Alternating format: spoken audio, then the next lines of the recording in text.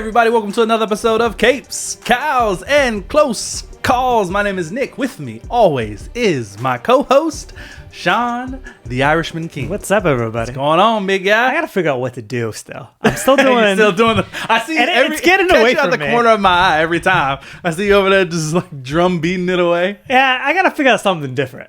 Nah, man. It's not even natural anymore. Now I feel like I'm forcing it. Do you? Yeah. This is not just Capes, Cows, and Close Calls. Do we need to get you like a wand or something? You're a big That'd Harry be Potter worse. fan. I'm just here one guy. Leviosa. No, definitely don't need a wand. No? All right. I think we need to zoom in on you, and then when you finish, we zoom back out. See, he's just trying to give me more editing to do. Yes. It's what's happening. Yes, just that one bit. Just that one bit. Maybe you just do it one time, and then we just add it to our intro. I mean, And then we could always just hop into the guess. conversation. you know what? Actually, no. Well, it could be in our intro because for the sake of making my life easier. Also, say what you need to say before we get into stuff. Guys, thanks for coming out to another episode. Please don't forget to interact with the episode. Hit that subscribe button, comment, like, follow, hit the link tree. Let us know what you think of all the things that we're talking about. We'd love to hear from you. Yeah, let us know. We would love for our audience to become more engaging. I get that, you know, some of the people that listen to us, we know them personally, right? And we kind of talk to them in our everyday lives, so they probably feel like, well, I don't need to. I'll just talk to you when I either see you or text you or whatever, which is cool. I don't mind that.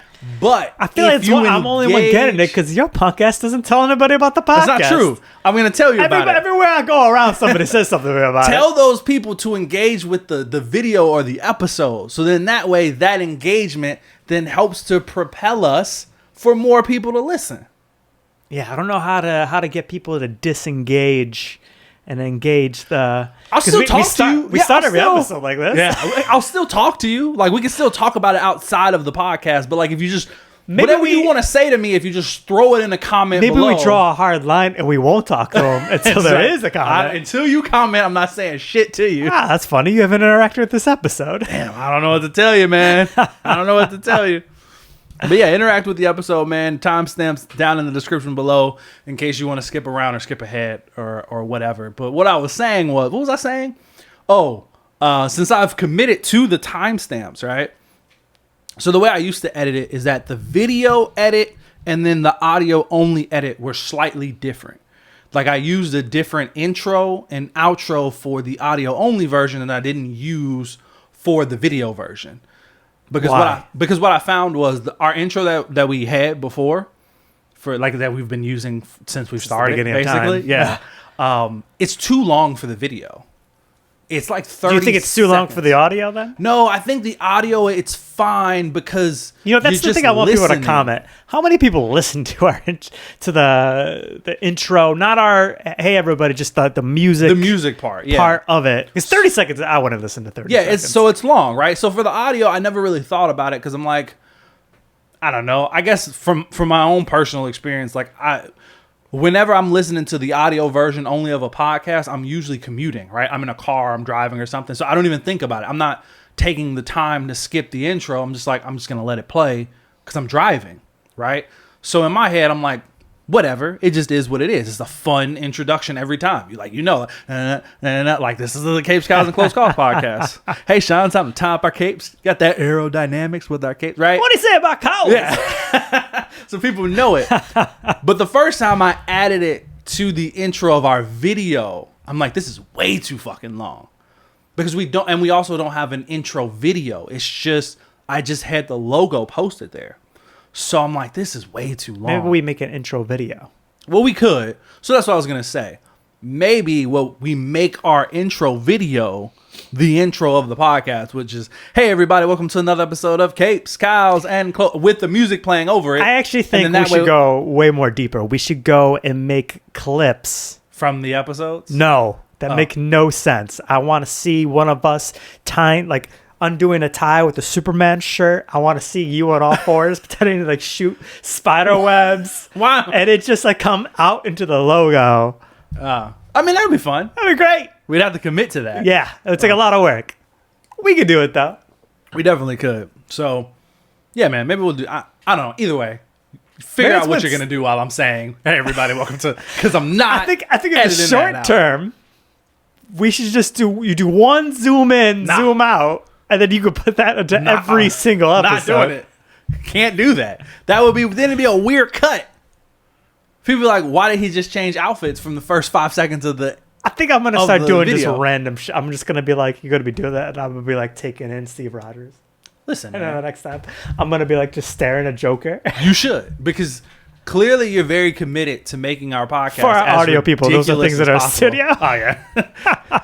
So just commit to the. If you're gonna commit to some ridiculousness, I like that idea. All right, just maybe I'll be reading a comic next time. That would be dope. That'd actually be fun. I'd enjoy that. If I was a fan of our show, what was he reading? I would enjoy that. Yeah, that'd be cool. Nick, I got you something. Oh, what? I got you a little something. I was waiting for the podcast. What do you mean you got me something? I got you some. Interesting. I got a little folded. Okay. What is this? Ah, nice. Yes, sir. Yes, sir. This is cool, man. The Daily Planet. I like it. Yep. Did you come up with this? Yeah. So it came from an idea that Andrea had first. So she saw this same kind of thing for her bridesmaids. Nice. But it was you wrap the flowers in it. Hey. And I was like, for my groomsmen, I want to do something similar. Hey, look at that. And then it's the Kate. Yeah, that's cool, man. Yeah. It came together great. Yeah, this is cool as shit. I like it. You want me to open this up now? Yeah, man, go ahead and open it. All right, let me see. It's nothing crazy. Ooh, crazy socks, baby. My idea is when we're in our suits, we'll have some fun socks on. I love it. So I need to save these for the wedding. You need to save those for the wedding. There's 2 pair though. There's 2 pairs. You can wear the other pair. I can wear a pair and save beforehand. I love that you want Black Panther too. You know me. Yep. That's my boy. Yep. Nice, man. Fuck yeah. You already knew I was gonna be a groomsman, bro. Well, I'd officially ask you. Yeah. I know. Did you feel? So who else have you? I'm just gonna sit this down, right? Yeah. Just put it down. I don't want you to think I don't care about your hard work there. No. Who else did you asked your brothers, right? That's who else is. Yeah. So I waited because in my head I was like, it'd be fun to ask you on the podcast. But what I didn't want to do is do that, and then my brothers see it, and they kind of see it coming. So I asked all my brothers. We saw them on Sunday. Okay. So I asked all my brothers, and everybody's got different. There's no overlap. So I also asked my brothers, and then I got my nephews and nieces as either ring bearers or junior groomsmen, because they're a little bit older. Yeah, nice. So everybody got socks. All the men got socks, and all the women got flowers. What other heroes did you get? What did you give your brothers? What heroes? So Patrick got Batman. Robert. You're not gonna be Batman? Nah, I debated about being Batman. So what are you, Superman? No, so Robert got Superman. What the fuck is happening? What do you mean? I'm a giver. You know what I mean? So who are you gonna be? It's interesting that you bring that up. Because now I'm vastly less interested in who they are. So, let me finish. Let me show you who's off the table. Michael got Spider-Man. Yeah, Michael's the hardest to choose for, actually, because he's not he's not into comics, but he's not. We were talking about this before we're going, but he's not super into comics. Michael gives me more of an Incredible Hulk kind of vibe, if I'm being honest with you. He feels like he has that Bruce Banner Hulk duality thing going on. You know what I mean? But I think he's more of a fan of Spider-Man. Okay. Nobody's really a fan of the Hulk. Like you are, you mean like but you're not general? like a Hulk fan. There's not a lot of like Hulk's my boy. I mean, that's true. It's like you like Hulk. Yeah, that's valid. With their other characters. You don't hear a lot of people say Hulk is their favorite character. Yeah, I get what you're saying. Yeah, nobody does that. Yeah, that's valid. So my 3 nephews, so Ethan, Connor, and Michael. Ethan got Captain America, Connor got Iron Man, and Michael. So my brother Michael's son Michael got Hulk. Okay, so who are you? Because I'm Black Panther. This is obvious. I am between. Okay. So the thing is too, I might have 2 more groups. I was about to say, am I the only friend that made the cut, or you got other friends? So it's possible. So you know how you try to even the numbers out? Yeah. So I'm having a really big internal debate about this. Is do I need the numbers to be even? Or I could just potentially have more groomsmen. Because the thing is for Andrea is she wants, they don't listen to this, so it's fine, we talk about this. She wants her 2 cousins from Romania to be in the wedding. But it's a huge coin toss Whether or not they'll make it. if they can make it. Okay. Right? So I got 2 more, and so that means I have to pick 2 more heroes. And so I did buy 2 more pairs of socks, and I don't think I'm choosing either of them. So one would link up because I got kid socks for my nephews, right? So I got adult Captain America socks, which I wouldn't choose, and then I got Flash socks. Okay, I forgot about Flash. Okay, so I might choose Flash. I had it in my cart, and then I took it out of my cart, and I might go get it. Nightwing. Oh yeah, fuck yeah, that makes sense. Yeah, so I got characters. You know what I mean? Okay, I think that's what made me land on I'll give Patrick Batman because arguably he could be easily a bigger Batman. He's probably read more Batman than I've read. Okay. So he's a huge Batman fan. So I was like, let me give him Batman. I'll figure out who I'm gonna do. Which friends are you considering? Did you want to tell me now? Or you want to wait till we're off? I'm gonna wait until we're off air. All right, that's fine. That's fine. I'm in a weird I'm strangely lucky that I could have 15 men groomsmen if I really want. I'm exaggerating by that number, but I could have a lot. Mm-hmm. And then there's so when you have your core friend groups, it's I'm almost going the route of instead of just picking one, pick none of them and go a different route. So I'll explain it. Yeah. I'll explain it more when we're off All right, air. that's fair. But I made the fucking cut. Of course you fucking make the cut, man. I'm in the bro group. You know what I mean? I'm not in the friend group. I'm in the bro group. It's the brothers, and then there's me. Irish and black, baby. Perfect pairing. Let's go. I'm excited. I'm glad you're excited, man. Man, I'm It's excited. gonna be a good time. Yes, sir. Absolutely. Anyways, we can get back. Yeah, I thought it'd be cool regular to give it to you on the No, episode. that was dope, man. That was cool. That was cool as shit. We're sitting up here debating, banter and stuff, and you got this in your back pocket. I hit it in here earlier. Oh, what the fuck? You just got this sitting waiting, and we're sitting here talking about what are we gonna do for banter this episode. I like to keep you on your toes. I mean, that's fair, man. That's fair. Plus, for our banter, man, we're only 13 minutes in. We got plenty more banter. We got 17 minutes to go through. I mean, to be fair, I got a lot of stuff here, so we might not need a shit ton of banter.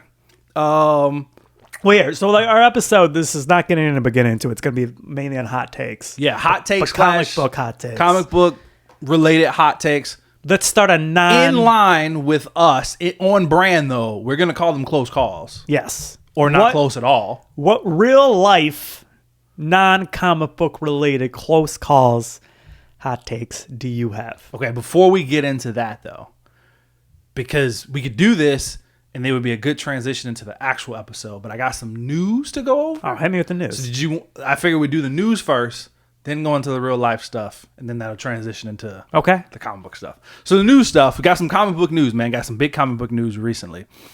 First thing, DC announced that they're going to be doing a Batman Beyond static comic book. I was just reading about that while I was waiting for you to get here. Yes.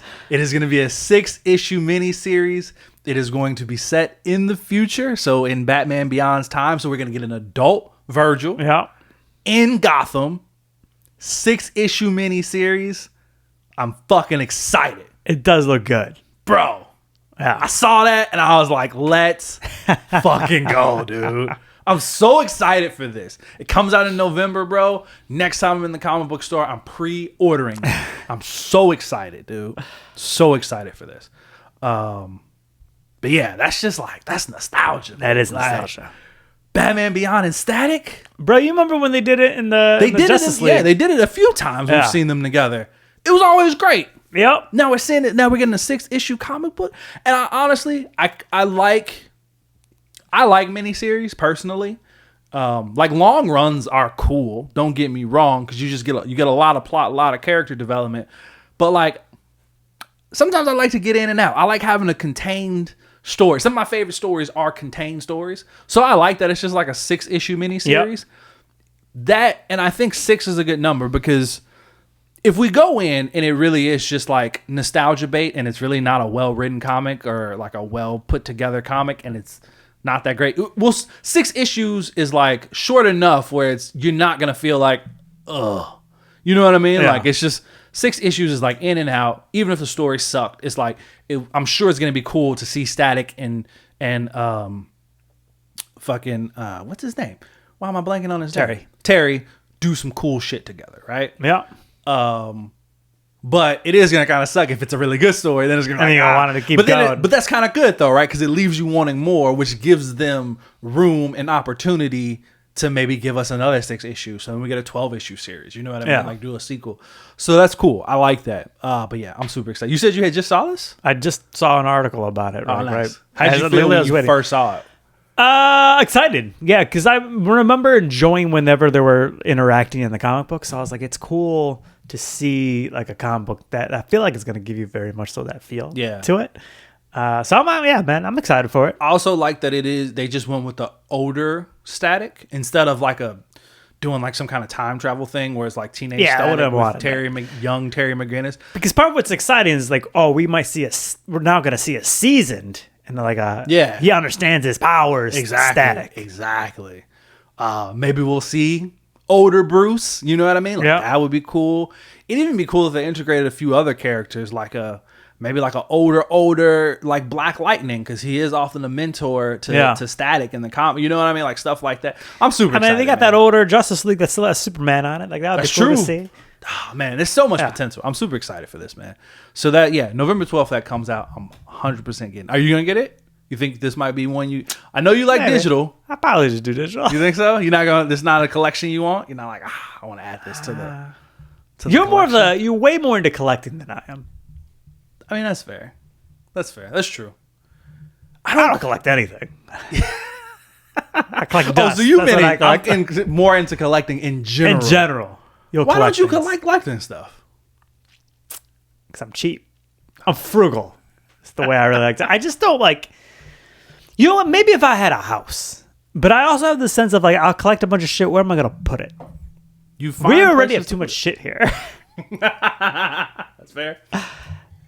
Yeah, and I think it's like for me, it's like you ruined me by figuring out how I could get it digitally. That like now I'm like, well, this is. Because I'm more like I want to know the story than I want to have a collection. I got you. I mean, okay, I can see that. Like, I get it. You know what I mean? Yeah. I do like collecting stuff. It is something about what's crazy. I'm not like a super collector though. You know what I mean? Like, I'm not one of these like crazy collectors where I'm like, I gotta have every version or every whatever. Like, there's a lot of like comic books, for example. There's a lot that I skip over.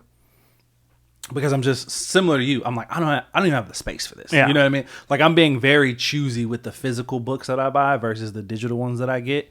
Because I just don't have the space. But it's when it's something cool like this where I'm like, nah, I want it. I want the physical. I want to just be able to like have it. You know what I mean? Not just in case, but just because I just think it's cool to be like, look at this. Like, somebody comes over, I'm like, bro, check this out. You know what I mean? And what's crazy is that even some of these physical books, I still go and read them digitally just because it's more convenient.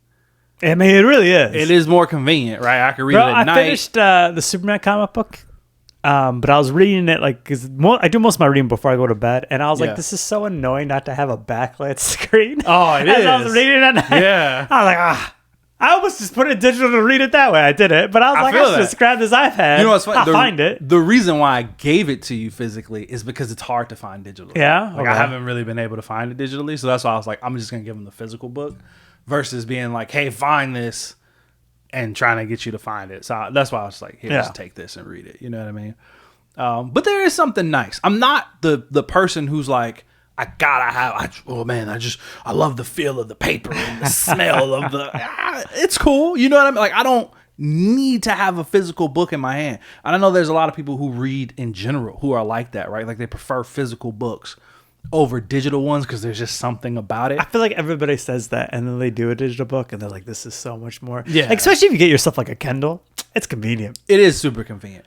I will say the biggest thing to me, where I think what I think I've discovered about myself when it comes to like comic book reading is I do like them digitally. It is just more convenient, just in many aspects, right? Like having it all there, not having to pull out a bunch of comic books, having the backlit screen. It is all nice.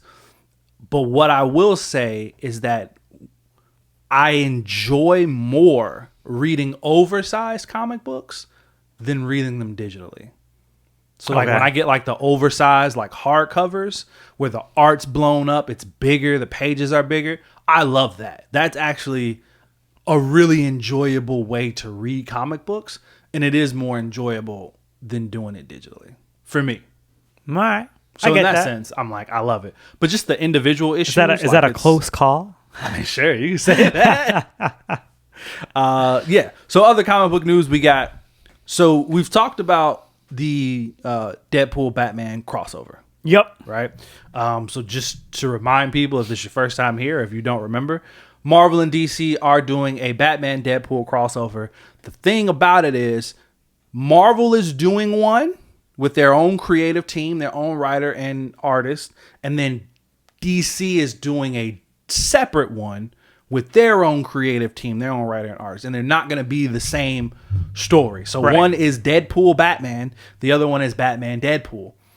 Marvel, that one comes out first. So they've already announced all the backup stories that are going to be in theirs, which is going to be, quick reminder, it's Daredevil, Green Arrow, Wonder Woman, Captain America, Jeff the Land Shark, and Crypto. I think that's it. I don't know why that feels one short, but it does tell you what it short. is. What is the one I'm missing? It does feel one short. I can't think of which one's missing, but you are correct, sir. It does feel one short. I'll figure that out. But we talked about it in a previous episode. But here's the thing. DC has announced their backup stories. Okay. All right. You ready for this? Yep. So right off the bat, though, I think the creative team that's on the DC book is way better than the one that's on the Marvel book. It's crazy the differences of these creative teams that they're bringing to these books. DC is fucking snapping. And I'm like, Marvel, what are you doing? Okay. So here we go, man. Backup stories. First off, we're going to have Constantine meets Doctor Strange. It's a good combo. That's a good one, right? Yeah. You get Constantine's kind of dirty, grimy hell magic versus Doctor Strange's more kind of like refined, I am the Sorcerer Supreme kind of magic. And it's just, what kind of adventure are they going to go on, bro? I'm super excited. What's even more exciting about this one, and because they both get the horror comic book aspect too, so it's a good pairing. Yeah, it is. And I'm going to mention some of the creative people that are on these, not like entirely, but some of the ones of note. So what's exciting about this one for me too is that Hayden Sherman is doing the art. Hayden Sherman is the person who does the art for Absolute Wonder Woman. Okay, that's perfect. That's perfect. Yeah. I love the art in that book, and the fact that so much of Absolute Wonder Woman is based in magic. Bro, the art on this one is gonna go crazy. Yep. Even if the story is shit, the art is going to be fucking nuts, bro. I'm so excited for that one. Next up, we got, this is the goofier one for me. Harley Quinn versus the Hulk. Weird pairing, right? That is strange. Weird pairing. Now, here's the thing. Versus, I don't know what they're actually going, like, I don't know how they're going up against each other. Funny enough, they also released all of the variant covers that they're going to be doing for this, like DC's versions, which I'm going to show you afterwards. Because, bro, they are also fucking bangers, bro. Oh my goodness. The variant covers are so good. But the variant cover, the Hulk Harley Quinn one, is the two of them having a hot dog eating contest. So it's going to be super So it's going to be goofy. silly. Yeah. It seems like it's going to be like the silly story, right? Which makes sense. Because like Harley Quinn versus the Hulk, bro. Like, what are we just what sucks one's like, gosh. Yeah. What are we doing here? She hits him with like a rubber mallet and he's just annoyed at her. Yeah. Like, so whatever. I feel whatever about that one, right? I like this one. We were just talking about them. They're doing Static and Miss Marvel. Static and Miss Marvel. Yeah. That feels like a weird one too. So it's young Static, obviously. Yeah, it's so gonna it's be young and young. Static, young and young. It's an interesting combo. I don't mind it because it does feel like the two teenage hero thing going on. Yeah. Miss Marvel is a lot of fun in the comic books as a teenage hero. She has that whole like she's just a big fangirl kind of thing. And then you have Static. I can see it working out. And they're also bringing back the original creator of Miss Marvel to do this one. Okay. So, yeah, man, I don't mind that one at all. I think that's going to be fun. And here's the one I think you might be most excited about. This is the last one. We got Nightwing, Dick Grayson. Okay, I think I saw this. With Laura Kinney Wolverine. So X-23 Wolverine. Yeah.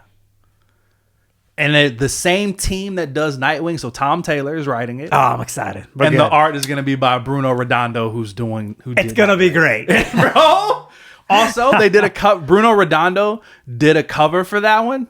Heat, bro. It's a banger. I'm like, oh, this is... So I'm excited for that one, too. So the ones I'm most excited for. Story-wise, I think I'm most excited for the Nightwing Wolverine one.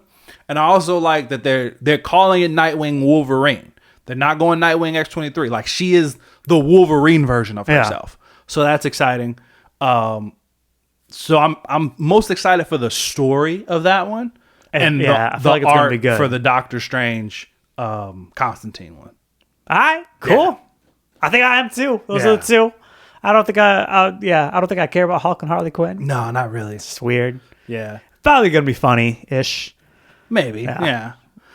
And then the Static and Miss Marvel one, I'm curious. If anything, I'm curious as to what they're gonna do. I feel like Static is so underutilized in like the DC world, and I think it's just because like I think there's some licensing issues with him because he came from another comic book company, so it's just exciting to see like him getting some love. You know what I mean? Like, let's do it. So that's cool. So yeah, man, that was the comic book news I had. Should I do my crossovers list now, or you want to Oh go back to yeah, that's why. This is why I asked you about this. Yeah, because I don't remember if when we talked about the Marvel one, if we also talked about crossovers we might want to see. You know what? When we did it with pop culture, so we didn't do it. Oh, like you're Marvel right. and DC. We didn't do Marvel and DC. All right, hit me. What you got? All right, I got a couple here. Okay. Some of these characters we already talked about, but I didn't pair them with the same people, so we're good. First on my list, Spider-Man and Nightwing. Okay, I like that. I feel like because we've had Spider-Man with Batman, and but I feel Spider-Man like with Superman. Yeah, I think Spider-Man and Nightwing have their more positivity, joking aroundness. That's going to be a lot of fun. Spider-Man's always cracking jokes, but so is Nightwing. Yeah. Next up, okay, let's put the green characters together. Okay, interesting. Beast Boy and the Hulk. Beast Boy and the Hulk. Okay. I think it would be a cool little mashup. Okay, I feel like he would try fighting at first, and like Beast Boy's gonna try to do all these heavy animals, and it ain't gonna make a difference. Yeah. Like, okay. I can but see Hulk's that. like, God damn, is this an elephant right now? An elephant just smacked me. All right, my next one. Particularly, Kate Bishop, Hawkeye. Okay. With Roy Harper, Red Arrow. I think they're gonna have Bishop, Hawkeye with Speedy. Okay, yeah. I think they'll have good chemistry. They'll have a lot of jokes of like, then one makes a shot and like looking at the other, and the other one's gonna be like making the same shot. I could almost see that fun. being like a romance story too. Like if you want to put like a rom-com spin on it, I can see that. I thought that's where that would go. Yeah. All right. Thor with Lobo. Oh, okay. Yeah. Thor's out there in the Nine Realms, somehow runs into Lobo, who is out there to do some fucking contract work that he's doing. Yeah. And like, you going with goofy Lobo or serious Lobo?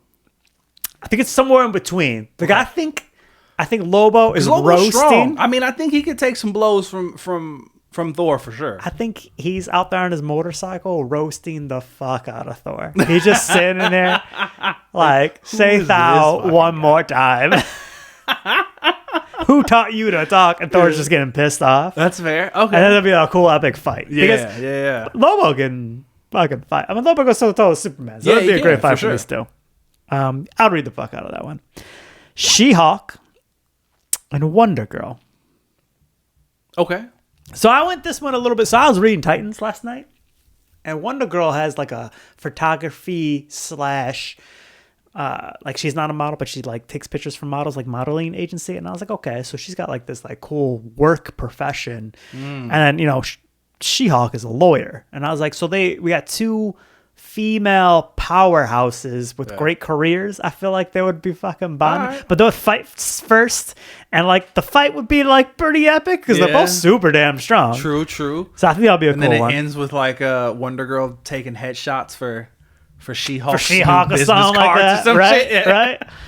My last one, and this feels like it should have been done. Maybe it has been, but I don't know of it. But have we had Black Panther and Batman together? No, we should. 100%. That should. I mean, I honestly feel like a matter of time. Yeah, I agree.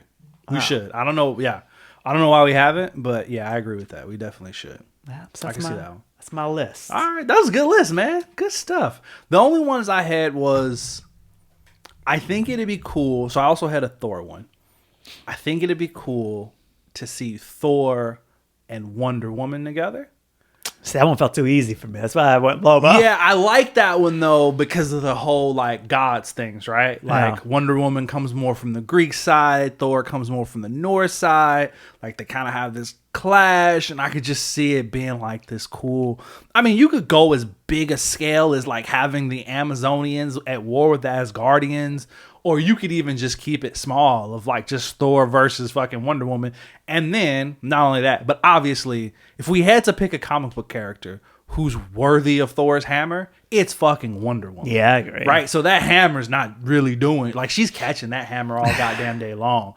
So it's like, I think that would be cool. And I mean, we've also seen in the comics from Marvel and DC crossovers that Superman is actually not worthy of Thor's hammer. So like, to see kind of, here's their big powerhouse who's not worthy, but then we see Wonder Woman who is worthy. I think that'd be cool. I think that, I agree. You know, that'd what be a fun like comic. That sure. could be cool. The other one, the kind of a little more obscure one I thought about. I think it'd be cool to see the two Misters together, the two genius Misters together, Mr. Terrific and Mr. Fantastic. Okay. I think that'd be fun. I just realized I skipped one. Why did I skip one? I could see them like doing simple shit, just like they go on this whole like multiversal journey, and then they like it could end with something small like of who is actually the smart, where like they can sit down and play chess or something. You know what I mean? Right. Like that could be fun. Like I'd be super into that. I agree. So I agree. Those are mine. I have one more. All right. I don't know why I skipped it. Lex Luthor and Doctor Doom. Yeah, I can see that. Oh. Yeah. Both evilish geniuses. Yeah. Going to who's smarter than the other. Similar to what you're saying, but villain wise. Yeah. It would also be interesting to, because Doctor Doom, a lot of his powers is based in magic. Yeah. And Lex would just be Straight more on the scientific side, yeah. the technology side of like, bro, what the fuck is this magic shit? Yeah. Yeah, no, that'd be fun. I could see that. I could definitely see that working. You said, so you finished the Superman book, right? Yeah. What'd you think of it? I liked it. Yeah. Yeah. I thought you'd really enjoy the part where Superman, as Clark Kent, meets young Dick Grayson. Yeah. And I enjoyed it. Dick's like trying to analyze him, and he's like, and he's putting it together in his mind, and he's like he's already figured out Bruce's Batman, and he's like, I want to go out with him, I want to do this with him, but I need to prove myself, so let me like quickly analyze him, come up with these. I was like, this is fucking cool. I like this. He's like, how'd you know my name is Dick? Oh, I was picking out of her pocket, and you see him thinking to himself, no, it wasn't. Yeah. There was a lot of cool. You know, it's funny because when you brought it to me, you said that, there's going to be different artists through it. Mm-hmm. And it's funny, like, it's truly, like, made me realize that the art can really pull me in or take me out. Yeah, I agree. So, like, and I definitely have styles that I like more. Yeah. So, like, I enjoyed the beginning part a lot when he's, like, a little boy and he's, like, learning to fly. Yeah, and that's stuff. probably, like, the cleanest, most, like, for lack of a better word, basic art style, where it's just not anything crazy stylistically to it. Yeah. It's just kind of what you think of when you think of comic book art. So yeah. I agree with that. Yeah. But then it, like, I think it immediately jumps to the art changes, and it's like the story where he's like he's in Smallville and those robbers killed people, and he goes and he fucking kills them. Like, Oh yeah, yeah. And yeah. He like isn't it an insane lasers one story? dude's arms off. But I also hated that art. Oh really? Yeah. So I was like, I'm not enjoying this as much as the story should be because I just fucking hate this art. Oh, interesting. Okay. The one where for you're our like, listeners, we're talking about Superman American Alien, which is the comic book we're talking about. So and for like, I don't know when and how I read the one issue already where he was, and maybe it was like one of those YouTube videos that shows you the comic book or something like that. But the one where he's on the yacht and people think he's Bruce Wayne. Yeah. I've like seen that story. I'm before. sure you've seen it in one of those like YouTube shorts Yeah. of somebody breaking it down. I was like reading it. I was like, man, I swear I've read this. that's funny. That one, the art on that one's good. Again, the art's- that's yeah, the very, art's good on that one. Classic comic book art of like, yeah, this is what I would imagine Yeah. when I think of comic books. That story's fun too, though. You know what I mean? Yeah. Like even when he meets the girl and it's like, this ain't gonna go nowhere, but hey. And it's Cheetah We before having she's fun. Cheetah. Did you Yeah. catch that? Oh, is that? Yeah. No, I didn't realize that. She even talks about a cheetah at one point, but like, you know, I can't think of Cheetah's actual name, but it was her name. Interesting. Okay.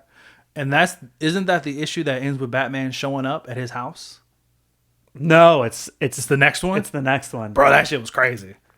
Especially like, think about how surprised Batman had to be as he Yeah. like turned around and picked him up. Yeah, because he smashed his face into the keyboard and then he's just like, bro, what the fuck? And then just pins his ass against the wall. And he's like, oh, wait, no, this is not what I thought it was going to be. So, yeah, that was fun, man. I really, and I liked when Pete came to visit and then like really gave it to him. But like, you gotta, like, this Superman thing is not like a temporary thing that you're doing. Yeah. Like, you don't realize the repercussions of what your actions are, and you gotta focus up on what you're doing. Yeah, like this is no joke. Yeah. You can't, this is not just going out and having fun being Superman. Like, Yeah. bro, you're really affecting lives out here. Yeah, no, I like that too. It's a good story, good man. story. It's a good story. And I like that, if you read the foreword or like the description of it, it literally says like, this is not a Superman story. Because, it's really not a story about him being Superman. It's about his life before Superman or kind of like Yeah, it's like going him getting into to be, Superman. Yeah. And just like we get a visit from his hometown friend, which we don't often see, at least not to my knowledge. We don't see a lot of his Smallville friends come out to Metropolis and be like, hey, you know what I mean? So it was cool to see that throwback. I think if you read things with him being like Superboy and it's taking place in Smallville, you get a lot of it. Okay. And I mean, he was a big character in Smallville, the TV show. Oh, really? Yeah. I never watched it. But I know you love it. So cool, man. Good stuff. All right. Let's get to these hot takes, baby. Close calls time. We're going to start with some non-comic book related. So our banter is now in the middle of our episode. Hey, should I just timestamp this part banter? Yeah. I love, because I know there's people who are like, man, I don't really read the comic books like that. But I love you guys banter. Banter time. Do you got one or should I go first? No, you go ahead. All right, I got two. Okay. Hit me with them. Food outside of Chicago sucks everywhere else. I agree. That's to me, that's not even close. Ah. Like, are there exceptions? Sure. But mostly realistically, every time I leave, I'm like, yeah, this food ain't shit. Yeah. No, I agree. Because you get I'm good very everything. often disappointed. Even if you go to South to get some good barbecue, fucking Chicago's also got some great barbecue. Yeah, so it's like where's the place you've been that's had the best food outside of Chicago, outside of Chicago? Yeah. Italy. Wow. I feel like you went way up there. You know what's funny is I also like I oh my goodness. I think we're very spoiled. Well, all the listeners outside of Chicago can be like, fuck this guy. Yeah. We're spoiled because I also truly feel like we live in one of the best cities in the world. You're not wrong, bro. It's been a debate on TikTok of, okay, so everybody's been debating the 4 major cities, right? Because typically we always say that there's 3, but everybody's like, well, what's the 4th major city, right? So the list is always New York, LA. Sometimes they're interchangeable. Some people switch those around. But New York, LA. And do you know that there are people who have the nerve, the fucking audacity to debate what number 3 is? Yeah, there's no goddamn debate. It's crazy. Chicago every fucking time. But there's no debate to that. It's New York, LA, Chicago. Period. Point blank. We've talked about this before. We're definitely a bit of a secret. And Chicago? Us as Chicago love that because this is what it is. Yeah, we're the underrated. You go anywhere. Oh my God. Do you have bullet holes in your car? Yes, it's so dangerous. And I love it. Nick, I love it. Because don't come here. I don't want to have this our traffic already is terrible. It is. And LA's I think we might be worse now, but for a while LA was significantly worse. LA's still worse, bro. Stay the fuck out of our city. It's fine. You don't need to come here. No, that's fair. It's fucking great here. It is great here. But sure, yeah. Every cold, time I walk though. outside, I get shot at. Sure, whatever you need to hear. But it's so cold. Aren't you freezing? Yeah, You put on a coat. You put a coat on. It's fine. You'll be okay. You know what? That's how you should experience Christmas. 100%. So it's Christmas without snow, bro. Right. You need cold weather. You need some cold weather Yeah. so you can go in, drink some hot cocoa, have some warm food, be cozied up. If you're looking at Christmas lights and you can't see your breath, something's fucking wrong. Oh yeah, no, it's a problem. This is a whole hot take. Why is it still light outside at 8:00 in the evening on Christmas Eve? That's fucked up. This is where I was gonna go though. So the food thing, and I went to Italy. Yeah. So I haven't spent a crazy amount of time in New York or LA, but I have been to both. And I spent equally as little time in this city, but this city, when I went there, I was like 100% I could live here. And it was Milan in Italy. That's crazy. I was like, I That's a big jump, bro. 100% could live in this city. Milan, that's crazy. That's a big jump. That's a big jump. Wow. I would say I didn't want to we had our time dedicated to explore that city, and I was not ready to leave. I was like, I don't know what we're seeing next, but I guarantee you it could be as cool as the shit we got here. That's crazy. Let's stay the fuck. And we stayed a little bit longer because I said that. But like, yeah, man, that city was gorgeous. The food was great. The people seemed super nice. It was a great city. Now I say that, and for our podcast, as you listen, I've been to Dubai, and I also thought Dubai wasn't shit. Dubai looked pretty, but I wouldn't live in Dubai. I could believe that. Yeah. Here we are back talking about food again for like the 5th episode in a row. Bro, my original hot take was gonna be about pizza, and I was like, we can't talk about. Yeah, I can't talk about food, so I took it off. So, but you just went general food. I would say the only place where I've been that's like, nah, the food's here fire too, is New Orleans. New Orleans has let me ask good food. Do you like seafood? Not really, and I didn't really have too much seafood there anyway. You were like, because I went to New Orleans and I thought that the food's fine. Nah, food was good in New Orleans. I thought I. Did you go to the baguette place? Baguette place? Baguette place? Yeah, that was good. No, beignet. The beignet. Yeah. Beignets are fire, bro. They're great. We went there like every day, literally like once a day, every day for like the 4 days we were there. We went to get beignets. Yeah, New Orleans has really good food. I've been to New York. The food's fine. It's the pizza. It's fine. It's fine. It's fine. You know what I mean? Like it's not better than Chicago pizza. I've been through California. I've been from the Bay Area to LA. The food's fine. Honestly, the best thing in California is the fruit. The fruit in California, top fucking tier. Yeah. But that makes sense, right? Because they're well equipped. Their climate is much better for growing fruits than Chicago is, right? So like all of our fruits are basically imported from other states, especially during the wintertime. But like all their fruits were top tier. I would say if anything, California had the best breakfasts, and a part of that was because like if you get anything with like if you like your stuff with fruit, like your waffles, your pancakes, your French toast with like strawberries or whatever on it, fruit's great. You know what I mean? Like it's fresh ass fruit. You can tell like it tastes good.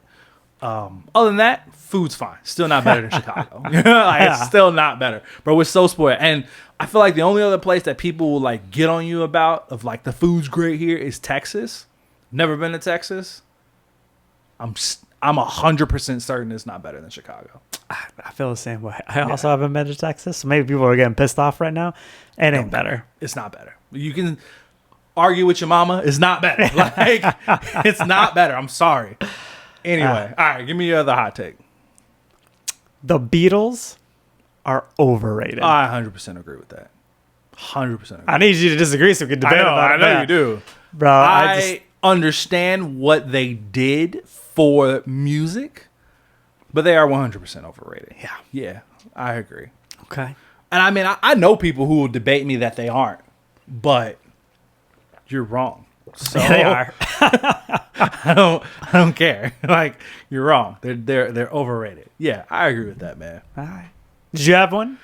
I feel like I have a lot of hot takes, and I just couldn't think of any off the top of my head other than the one that we've discussed extensively, which is don't fucking pronounce it crayon. It's not how you pronounce it. It's just not how you pronounce it. You're wrong. It's crayon, not crayon. Bro, Crayon. Stop it. It is. This is the best crayon. debate because you can pull up commercials and hear both. You can. And that's what makes it great. It pisses me off even more because I'm like, Because for everyone I can pull up where they literally, like, I'm talking about higher ups of the company, people who fucking created the goddamn things. For every person that says crayon, there's another one that says crayon. And I'm just like, what's happening? It's not an accent thing. You know what I mean? Like, it's not a regional thing. There's just a bunch of it's people. not like a dialect thing. People are just like consciously making decisions to pronounce it incorrectly by saying crayon. You're wrong. You're wrong. No, it's crayons. crayons. That's my hot take. Go get your crayons. I still laugh about this where you said the argument came up with your friends. Bro, And they were like, have you had this argument before? You're like, I live in this argument. You goddamn right. This is a hill I'm going to die on, Sean. It's one that I often forget to bring up to people. That I do love this debate, though. I'm going to die on this hill, man. Like, to my dying breath.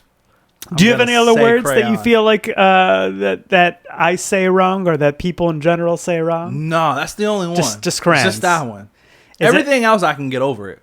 Caribbean or Caribbean? I don't care. You don't care? Sometimes I say Caribbean. Sometimes I say Caribbean, depending on how I feel. Same thing with caramel and caramel. Whatever you say, I don't care. But something about crayons. That one pisses me off crazy. to no end, bro. Why? What is it? It just makes me so I'm going to teach Joey angry. to say crayons. Listen to me, bro. Some of the stuff she watches pronounces it crayons, and I've heard her say crayons. And I was like, Joey, what did you say? She's like, Dad, I can have some crayons? No, I'm what sorry, are those? What? Yeah. What did you say? She's like, I have some crayons, sweetie. Crayons. She's like, crayons. Nope. I need the enunciation. Because I'm not raising a crayons baby. Like, I'm just trying to color over here. And like, you're over here like, I don't know what you're talking about. I don't know what crayons are. No goddamn clue. I'm not raising a crayons baby. That is, so you are the godfather of my child, right? Which means if something were to happen to me and Talia, she would be left in your care. And the first out thing of I'm all doing, the things I'm like, I worry about, that's the biggest one. I'm like, because this motherfucker is going to raise my daughter to say crayons. And I'm going to be rolling in my goddamn grave. Fuck. I would too. I know you would. And you probably laugh about it. I'll be doing the opposite. Sean, can I get some crayons? I don't know what those are, Joey. What are crayons? Oh my goodness. I would haunt you, Do you mean bro. crayons? I would haunt you, bro. I just want you to know that. You'd hear footsteps at night. Just random crayon boxes get knocked over. You're like, what the fuck why do these keep falling out of the cabinet? It's me, just so you know. Just write it on the walls. Oh my goodness. Okay. Is that blood? No, it's crayons. It's goodness. Drives me insane. All right, cool. You ready to transition into some comic book hot takes? Let's do it. All right, man. So I tried to kind of break these out into ones that I feel like might lead to a bit more of a discussion, and then ones that I feel like are going to be like quick succession ones. Okay. And those we'll save for like the after segment. So we're doing some close calls / hot takes. We like close calls over here, obviously, right? But they're hot takes. And so now my goal, we talked about podcasting goals, right?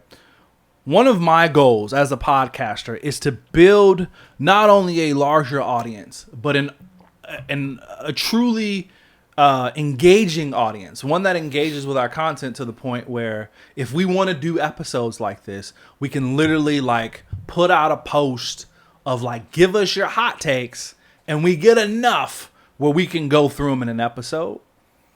We're not there yet. We're going to get there though. So in the meantime, your boy has scoured the internet.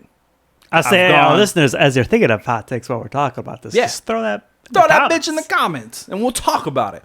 I scoured the internet. I went on TikTok. I used ChatGPT, watched some YouTube videos, Reddit, Quora, all that shit. Okay. Looked for hot takes. I've asked a few friends. You know what I mean? Speaking of which, I wanted to tell you about this. So, remember I told you about my anime friend group? Yeah. They're now transitioning into a comic book friend group, which is fucking exciting. Tell them it's unacceptable. I've gotten them all to read comic books now. And a part of it is because there's one of them in there, Terry, who started listening to our podcast pretty faithfully, right? And it was funny because he would message me in our group chat, like responding to shit we said on the podcast, right? And it got to a point where the other two were like, bro, what are you guys talking about? You know? And he'd always be like this episode. So then my friend Kevin started listening. And it was so funny because they were talking about it. And Terry was like, yeah, I'm listening to the new episode of Capes, Cows, and Close Calls. And Kevin was like, oh, you know, true fans call it Quad C. I was just like...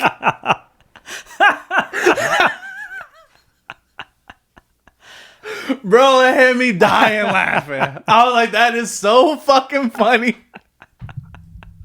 I love it. Right? I was like, did we adopt it? Are we the Quad C? The Quad C. True fans call it Quad C. I was like, oh my goodness, that's funny as fuck, man. So shouts out to you, Kevin. That shit was hilarious, bro. So I wanted to bring that up. Some shirts made. Yeah, Quad C. Quad C. I love it, man. I love it. All right. So yeah, I even asked them, hey, you guys listen?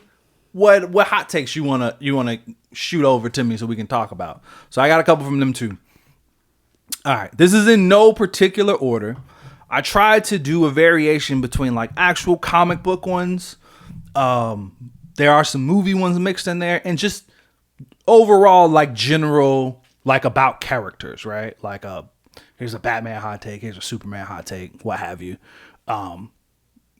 Could be for the movies or for comic books. It's just there. Okay. Cool. Here we go. Again, this is just random order as I typed them out. So like there's no rhyme or reason to this. I like this one though, because I agree with it. First one, the DCAU, so the DC animated universe, Batman the animated series, Superman the animated series, Justice League, etc., made people believe Superman is dumb. I agree with this. Dumb. Yes. Because here's the thing. Like dumb in the sense that he's not smart, or like he's just are you saying that's like a dumb as in like not an exciting character? Dumb in the sense that he's not smart. Like he's not genius level like some of the other DC characters. Interesting. Because here's the thing. I do agree with this. And the reason why is because I feel like once they did the Justice League show, right? And he was on this team with the original 7, who, if we're being honest, in their own right, all have some level of genius to them. Superman is Superman. He's the powerful one. You got the speedster. You got the strongest woman. You got the Green Lantern, and you have the Martian, right? And then you have Batman. And not taking anything away from Batman, but he's the human being who doesn't have any powers. So he's not as powerful as the other ones. So it's like, what do you do with him to help him to stand out from the rest, right? And this is the idea of like, people who are watching the show are not necessarily people who have a bunch of comic book knowledge. They're just watching this show as their introduction to the character, which was someone like me. Like I wasn't reading comics when I was watching the show. I was just watching the show. So it's like, what do you do with Batman to differentiate him from the other ones? You make him the genius of the group because he doesn't have any power. So he's got to have some. He's the smart strategical genius, right? And I think because of that, they had to dumb down Superman to always make it look like Batman was smarter. I don't think I agree. No? No. I feel because when you read Superman comic books, bro, he is a genius. Like he does a lot of like science shit and like otherworldly science. Like, you know, like what's the word I'm looking for? Like universal science. Right. Like, shit like he has like spatial science. Kryptonian technology in his Fortress of Solitude. Like he's doing some crazy science. Regular minds would not even understand. Right. And he's always like at a level where like his superpowers allows him to learn at a super level. Yeah. And so in the sense of like, they didn't go that route with the animated universe with him at all, right? No. So they didn't make him a genius that he is when you read him in comic books. And to be fair, like no media version. Really, I take that back. No live action portrays it at all. So no live action. The animated universe did it.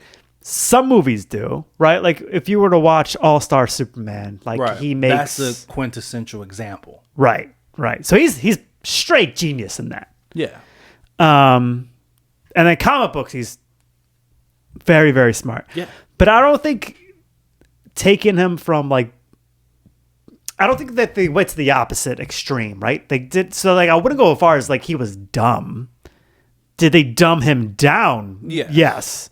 But like, I wasn't like, man, Superman's a fucking moron. Like, yeah, they did a lot of things. I mean, they took him like, you know, Superman should never get knocked out, and they had to knock him out because they couldn't make the show Superman winning every time, beating everybody every time. So they did do that. But I don't think the opposite is like, because he's not super smart, he's like dumb. Right. Yeah, I don't think they made him. I don't even necessarily think the show made him dumb. I think they didn't address his intelligence at all. They just kind of made him the powerhouse of the team. Like he's Superman. He's got super strength and flight and super speed and laser vision, blah, blah, blah, blah, blah, right?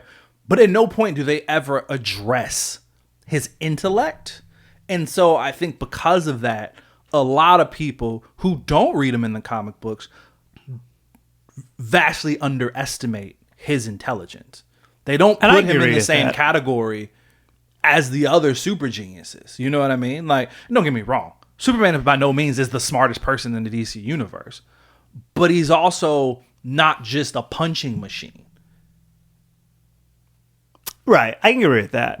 Because even in his own show, right? He gets 2 seasons. Like you don't see him do very super genius-y things. Yeah. But I think that's just like, yeah, I agree. I was gonna say because it's like he has so many other things going on that we didn't need him to go beat Toyman because he built something better than Toyman. Like we needed him just to go smack that toy down. Like that's what we wanted to see. Right. But yeah, no, I agree. But like I love stories where he's outsmarting people, right? Like I love stories where he's really putting his intellect like to use. You know what I mean? Like All-Star Superman, one of my hot takes is I think that story is overrated, even though most people consider it to be the greatest Superman story ever told. I think it's kind of overrated. But what I do enjoy about it is seeing his intelligence on display. Like this man like figured out a way to use his cells to create a serum to give Lois Lane all of his abilities for 24 hours, right? Yeah. Like that's crazy. Not only did he figure out how to do it, but he also concocted in a way where the shit only lasts 24 hours. How did you figure that out? Yeah. You know what I mean? So, yeah, I do think the shows, and I mean, I guess I didn't factor in the live action stuff. I think none of them have done a really good job of showcasing how smart he actually is. And it makes people think that he's just the big brute. But he's not dumb. Like, you know what I mean? Right. Like, he's not. Cool. All right. Anything else on that one? Nah, I think it's good. Next one. This one I feel like will resonate with you a bit more than me because you've been really invested. But I heard this one and I wanted to see your opinion on it. Okay. Nightwing has become too perfect in the comics. So what I'm hearing is that, you know, they're writing Nightwing where he's kind of like the best of everything, right? Like he has optimism, like he has the optimism and the hope of Superman, but he can also be dark and brooding, like just like Batman, right?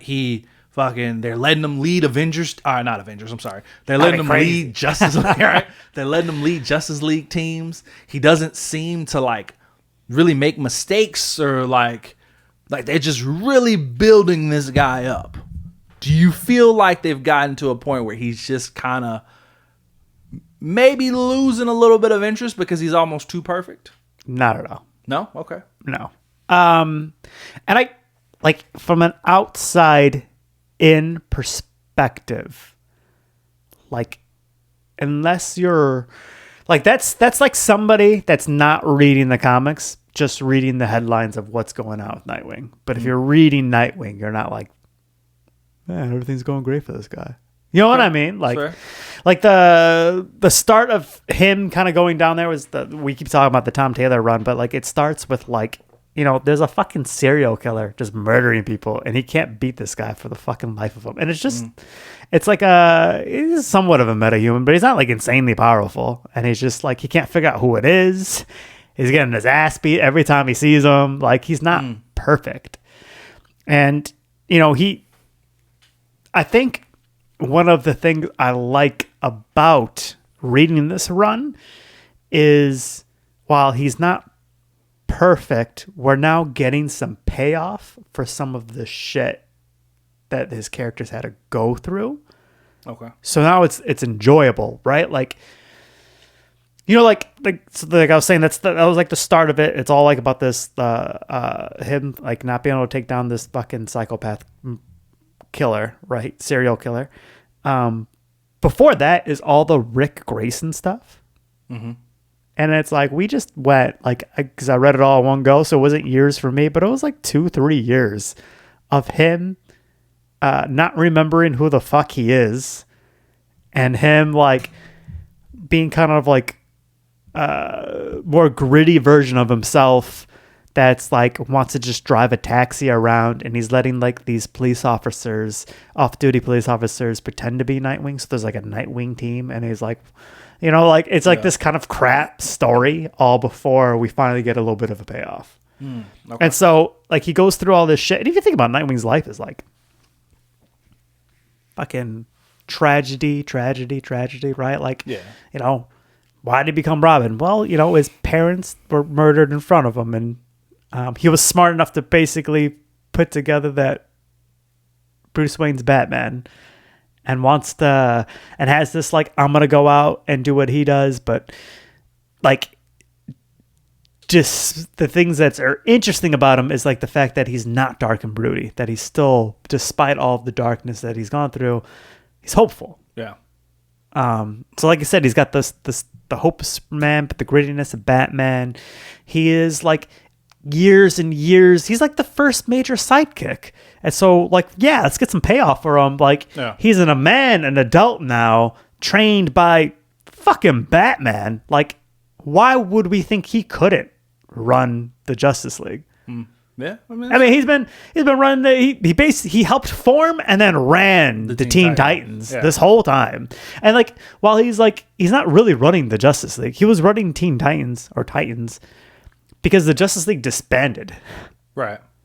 And then he was the one putting shit together when and when people were coming together, but like, he still makes mistakes. He's not perfect. Okay.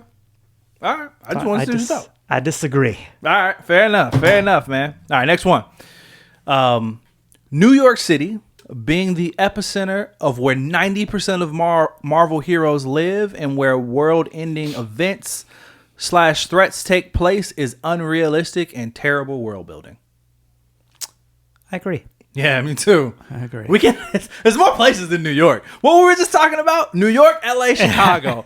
Bring some shit to Chicago. You know what I mean? Like, why are we only in New York? It is.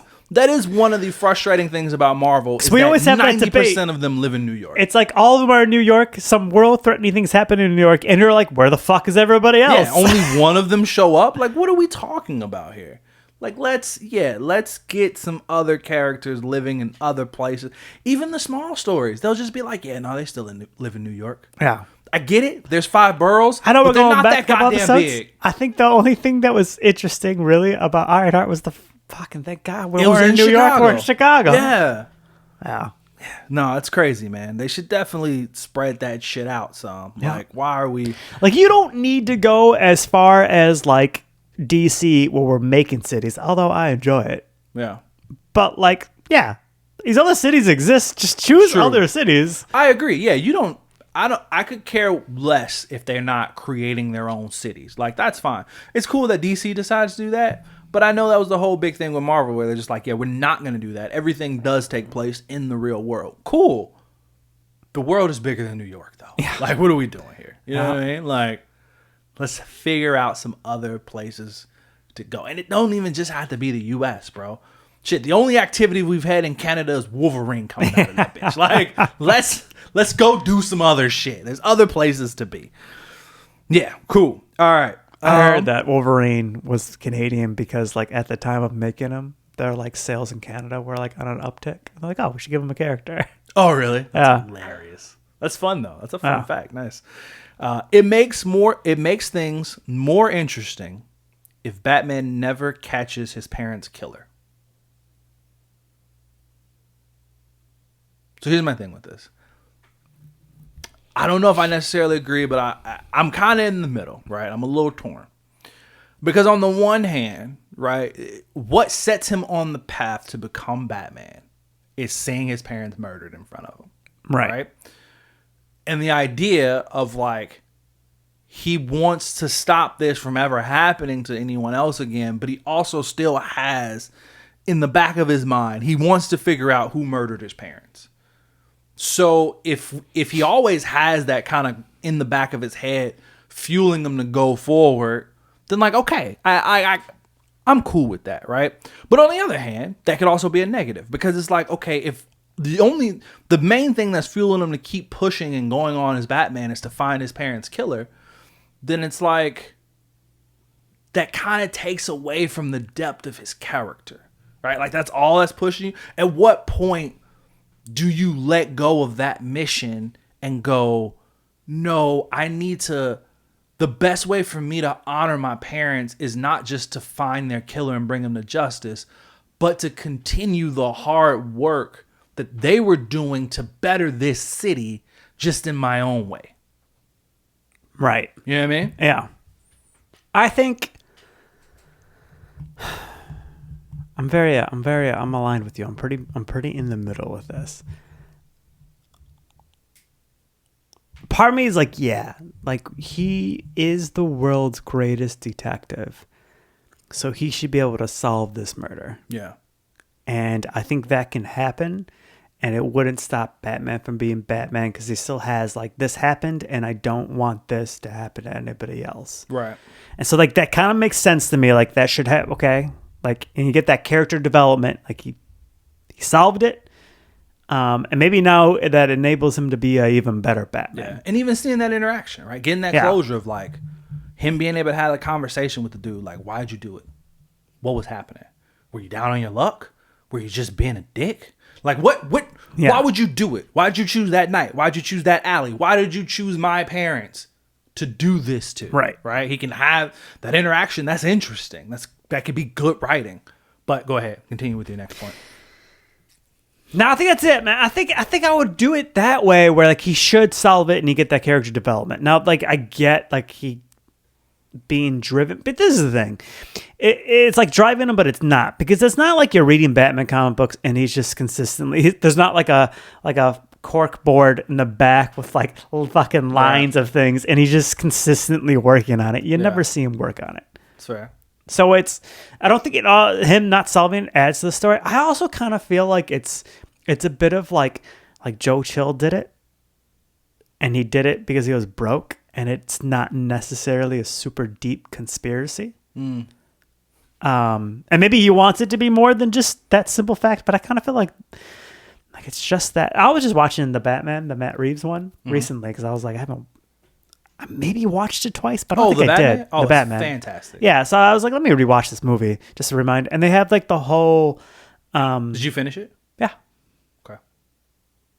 Go ahead. Do you usually start that movie and not finish it? No. I thought about putting a hot take about that one on the list, but I wasn't sure when the last time was you saw it. Like a week ago. Okay, so that's good. So I'll say that one next. Okay, cool. They have the whole. Was it the Falcones or the Moronis? Yeah. That killed the parents, and there's like that. Like Falcone tells them, like, I can't guarantee it, but I always suspected. And then Alfred's like, pretty sure it was Falcone, but I could never prove it. Like, and that like mystery of it. And I was like, I don't know if we even need this, right? Yeah.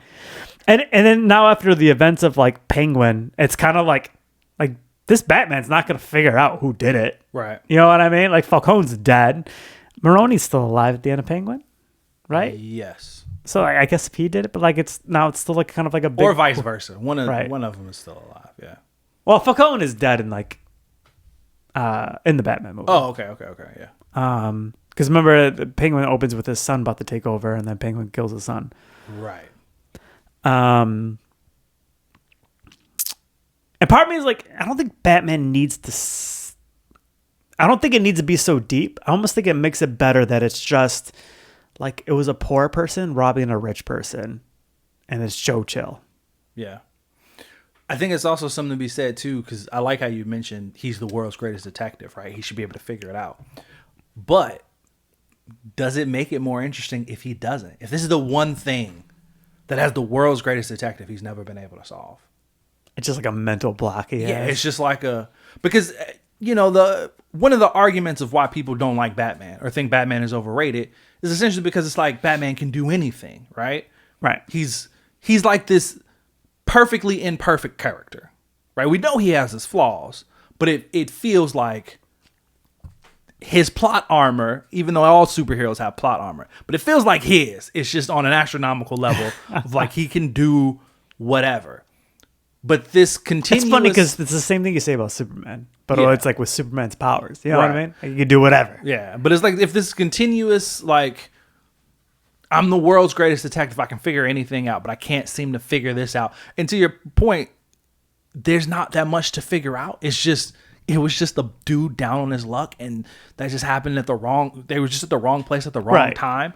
You know what I mean? But he's trying to wrap his head around, like, how the fuck did this happen? Why did it happen? And there's just nothing Make there it this bigger thing, and it's not. And it's not. That's interesting. So if he never solves it, it's like, how can you call yourself the world's greatest detective if you can't even figure out your own parents' murder? Yeah. You know what I mean? So, yeah, I think it's a close call. It is a close call. You know what I mean? That's good. All right. Since you've mentioned the Batman, one of the ones I saw was The Batman is the best live-action Batman movie. Now, obviously, the argument is The Dark Knight. But after rewatching The Batman, and we've recently-ish talked about the Christopher Nolan trilogy, do you feel like The Batman is better than The Dark Knight? So here's the thing. You and I both on this podcast have said that The Dark Knight is actually more of a Joker story. Correct. So if we're saying what's the best Batman movie, aka best Batman story of the movies, it's probably that one. Okay. You know what it is? Because like, it's also like it's crazy to me that like. So I'm all about like these comic book movies. Why don't you just like follow the source material really well? Because obviously it works. Because that's why we're making the movie. Because these comic books were great. And so like there's why I love the Dark Knight trilogy. I have so many problems with the Dark Knight trilogy. Like every movie. Like I don't think they did Ra's al Ghul justice. Liam Neeson's is cool, but he shouldn't have played Ra's al Ghul. Yeah. They didn't give like Scarecrow enough. And so like you can kind of go like, and I can like Bane. I'll have to say it's Bane. What were we doing?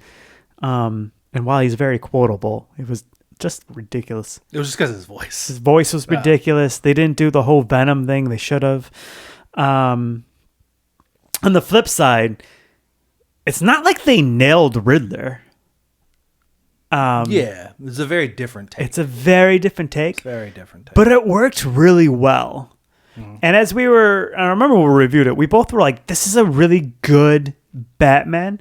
Where they fall short is he's not at all a good Bruce Wayne. Yes. But like, Christian Bale couldn't. Even that though. Christian Bale couldn't turn his neck through the whole first movie. So it's just like, they at least got Batman right. Yeah. He wasn't a big dude, but there's comic books where Batman's not a huge dude either. Yeah, and this is an early Batman. This is an early days Batman. Because even mentioning that, right? Like saying he's not a good Bruce Wayne. Now that I don't know. I feel like after some like more reflection and just like learning more, knowing more, I don't even know if I necessarily still agree with that. I don't think he was I just rewatched it and I felt the same way. You felt the same way? He's so Batman that he's in like, so there's the whole psychology of Batman, right? Where like, which is the mask? Is it Bruce Wayne or is it Batman, right? So you could bring that to this movie. But like, so whether Bruce Wayne is the mask or not, he's not even putting the mask of Bruce Wayne on. Like he's out here and he's got to meet with his accountants or investors, whatever the fuck it was. And he's like sitting here looking at Alfred. I don't want to do that. And it's like, bro, they're coming to your house. This is your one Bruce Wayne responsibility. And then one time he goes out as Bruce Wayne and he goes to the funeral and he's being like almost borderline emo. Yeah. He's out there with his long hair and he's just like staring at the little boy. The fuck are you doing, man? All right, fair enough. Like, Bruce Wayne, while a facade, is still charismatic. Or he's trying to put on like I'm a playboy billionaire because that's like the disguise to try to make it so nobody. So like play that out. Like Christian Bale at least was like going out with models. Yeah. To put the hotel fountains. To put the facade on, yeah. Right? Like you're not doing any of that. You're just brooding and walking around staring at people. He was a shit Bruce Wayne. All right, fair enough, man. Okay. So would you say this is the best Batman movie or you think it's a close call? I mean, I think I said it already, so I'll say yeah, it's the best Batman movie. Hot take. All right. I think Ben Affleck is the best Batman. He just didn't get a good movie. That's fair. All right. It's my other hot take to go along with that. There you go. All right, cool. Let's see. All right. Wanda, I saw this one and I actually liked it. Wanda should have been the next big bad of the MCU. Let me paint this picture for you. Okay? Wanda goes through what she goes through. She has the same exact arc, right? She watched Vision be killed in front of her, right? Right. Or better yet, she has to kill him first. Then she watches him be murdered in front of her after she just killed him, right? She has a redemption. She comes back. We find out that of all the Avengers, she's one of the ones who could actually go toe-to-toe with Thanos by herself and probably beat him, right? So we see how strong she is. We get WandaVision. She kind of snaps. Then she gets the dark magic, and we kind of see her go on a bit of a lunatic streak in Doctor Strange in the Multiverse of Madness. Now imagine this. Imagine kind of like a reverse of House of M. Okay. So instead of no more mutants, right? She goes somewhere along the lines of like no more heroes, no more power. Something like that.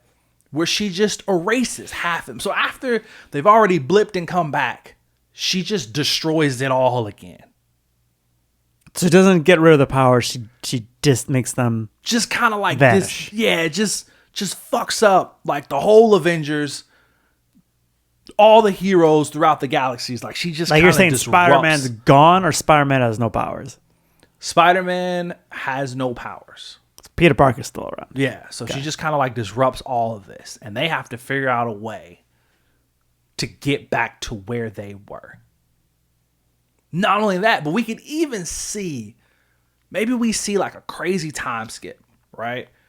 Where it's been long enough where like these people, like some of these heroes who had powers kind of moved on settled down, got into relationships, started having children, and maybe these children, because they come from people who did have powers at one point, maybe this creates the mutants within the MCU. Good comic. Don't need it in the MCU. That's fair. I think so. I think the thing about I think there's just a lot of potential there. I don't disagree about the potential, but I don't see a Thanos level story. I see a good Wanda movie. You know what I mean? Like and it's too similar of like half the people got blipped away because like, you know, Captain America wasn't doing the superhero thing in those 5 years. He was sitting there and doing counseling, right? Yeah. Like hosting counseling. I mean, everybody was kind of talking like there was nothing going. So it's kind of like all the superheroes weren't superheroing in those 5 years, anyways. Mm-hmm. So we basically got this story, and I almost feel like it would work because Wanda's not gonna. If Wanda goes no more heroes, just I was gonna say no more villains. Yeah. So I mean, like no more powers. No more powers, right? So now you just got a bunch of regular, and like. Or maybe she just warps reality on a universal scale. I mean, so I was going to say, like, Spider-Man without his powers, I mean, short of the ultimate storyline, right? Like, with great power becomes great responsibility. I don't think he's crying about the fact that he doesn't have the great power because now he doesn't have to do the great responsibility anymore. I mean, that's fair. So I don't know if that works. I mean, it's the thing. It's not. It wouldn't have been my choice for the next big bad. Like, I think Doom makes more sense. And like we said, like they could have done King right, and that would have made sense. Yeah. That said, I wish they would do something different or more with Wanda because, like, if we go like this and we don't see any more Wanda, and it's like we do the soft reboot after this. Man, they did her dirty. Yeah, I agree. Yeah. All right. Yeah. I thought it was interesting. It is interesting. So the part that I disagree with is that she should have been. I don't know if she should have been. Like, she was the guaranteed choice. Like you said, I don't know. I definitely think there's potential where they could have made her a Thanos level threat. But to do that right after him, I don't know if that would have been. I don't think that would have been the best choice. Yeah. But I could definitely see a story in which she is a huge villain of it. Because she's been a big Avengers level villain more than once in the comics. Like, she's done some crazy shit. And I could definitely see them just integrating that into the movies. Yeah, I also think the other problem is Doctor Strange of Madness didn't make sense if you watched WandaVision. Yeah. So it already was like, okay, she looks like she's going to be slightly evil, and then she got over it, and she, like, you know, not going to be evil, and then evil as hell. And I was like, what are we doing? Yeah. And you could read about it, and you could hear about the interviews, like the writers of Doctor Strange didn't read / watch WandaVision before, and so like they already had so many issues there. Yeah. All right. Cool. Next one. They should never have introduced Smart Hulk in the MCU.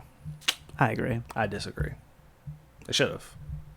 They shouldn't have did it the way that they did, but they should have introduced Smart Hulk. Because I think if every Avengers movie or every movie Hulk was in, it was just Bruce Banner shows up, gets angry, turns into the Hulk, and just rages and smashes shit. While it could have been entertaining, it would have gotten old. There's no character development there. No, I disagree. Because they didn't need to go to the extreme that they went when they went to Smart Hulk. They could have went to Hulk, like in Ragnarok. Hulk is just getting smarter as he goes along. So that's how I would have done it. So again, I don't... Because Smart Hulk and like World War Hulk are different. They are different. But World War Hulk is smart. He's not... But he's not what you mean when you say Smart Hulk. Yeah, he's not like Bruce Banner smart. Right. But... yeah, so this... Okay, so let me refine what I'm saying. Do I think they should have introduced him in this way? No. Like this specific version of Smart Hulk? No. But do I think that the Hulk that we got in Endgame should have been the same as the Hulk that we got in the first Avengers? Absolutely not. It shouldn't have been the same, just green monster like mindless monster smashing shit. Like, we should have seen the Hulk that we were starting to get in Ragnarok. We should have seen him continue to develop and get to a World War Hulk level of intelligence, which is, if you haven't read that comic book, he's not like a scientific genius like Bruce Banner, but he basically has the intelligence of a human being, like a normal everyday walking around human being. It's not even like, you know, like Ragnarok Hulk, where he like is barely forming sentences, or he still like sounds dumb. Like, no, he's perfectly forming sentences. He sounds like an intelligent being. Like, he's at that point. We should have got that Hulk. No, because I agree. He's still the best of both. He still has that raging like monster in him, but he's not just dumb. He can lose control at any point, Hulk. I agree. Yeah, cool. We just added this. So Gambit is the worst thing to happen to Rogue. He's stopped her development and just made her a will they won't they kind of girlfriend. So I thought this one is interesting. Because without Gambit, Rogue got such a big role in the original X-Men trilogy. To the point where you're almost like, man, they're really putting a lot on. Like, Rogue is like a huge character in X-Men 1. Yeah. And like they have like the older class and the younger class, and Rogue is like the younger class storyline of the first 3 movies, and that's all like no Gambit. Like, they let that character go along. So I don't think I agree with it. Now, I get the guy's point that like we do spend a lot of will they won't they. I don't mind it. I like those two together. I think X-Men 97 was weird as shit that she's like leaving Gambit to go with Magneto. I was like, what the fuck are we doing? Yeah. Okay.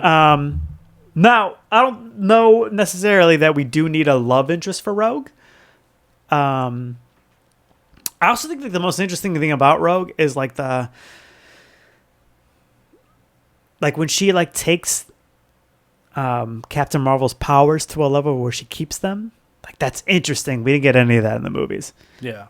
But like the way her character's built, where she can't touch people, so they have that will they, won't they? She's gonna have that with anybody because she can't touch anybody.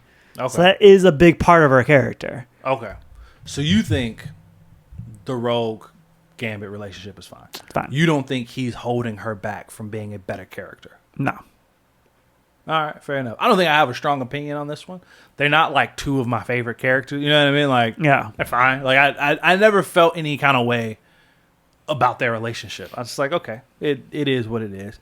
I guess I can kind of see the point that they're making of like, yeah, I mean, she probably does have potential to be a lot more if Gambit isn't there, kind of just being like the plot device for her of like, you know, she goes on rampages because Gambit got hurt. I don't know if I agree, because whatever. all she's going to do, okay, touch person took the powers. Now I have to deal with their trauma. Like, that's all of her character. Yeah. So you almost need something, because she can't just consistently be touching people. Yeah. All right. Fair enough, man. All right. So I got this one from my group that I was telling you about, from Terry. Shouts out to him. Young Justice is the best young superhero team.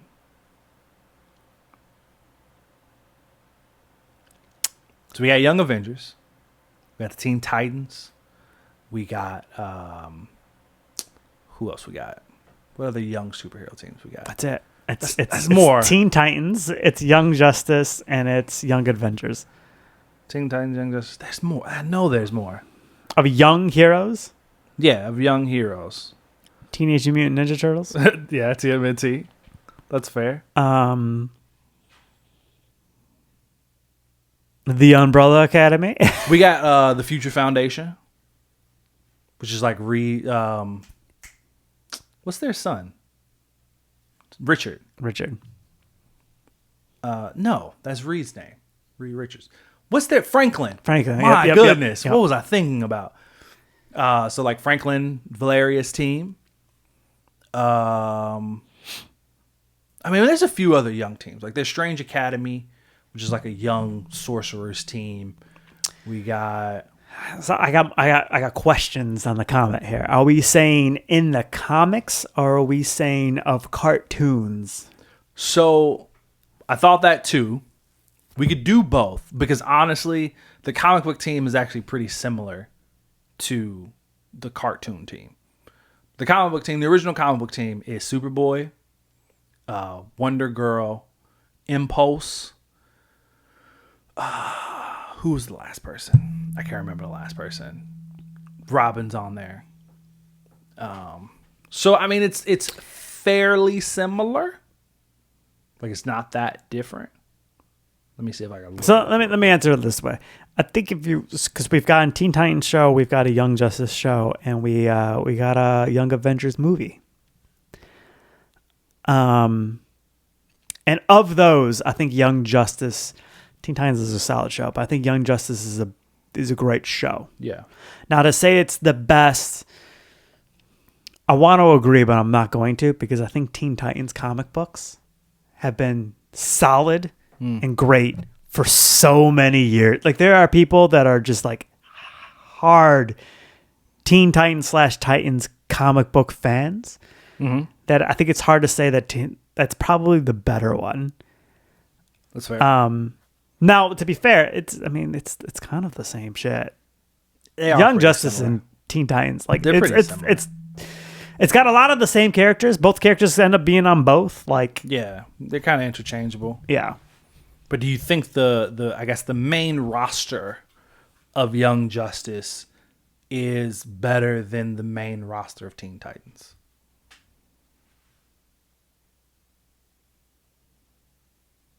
Because I think I agree with you, right? I think in terms of comic books, Teen Titans is better. Yeah. I don't even think there's that much of a debate. If anything, I think Young Avengers are probably better when we're talking about comic books. But if we're talking about the show, then it's hard to debate that the Young Justice show definitely gives you the idea that the Young Justice team is the best team. Yeah, I'm stuck on you think that the Young Avengers is... Have you read it? I haven't even read any Young Avengers. Yeah, I've read pretty much all the Young Avengers comics. Great. Fair enough. There's a lot going on. Yeah, I don't know. I think Teen Titans is probably better. I mean, that's fair. I don't disagree with you. I think Teen Titans is probably better than Young Justice too. All right. Spider-Man doesn't need to be poor or a loser to be interesting. I 100% agree with this. I'm going to disagree.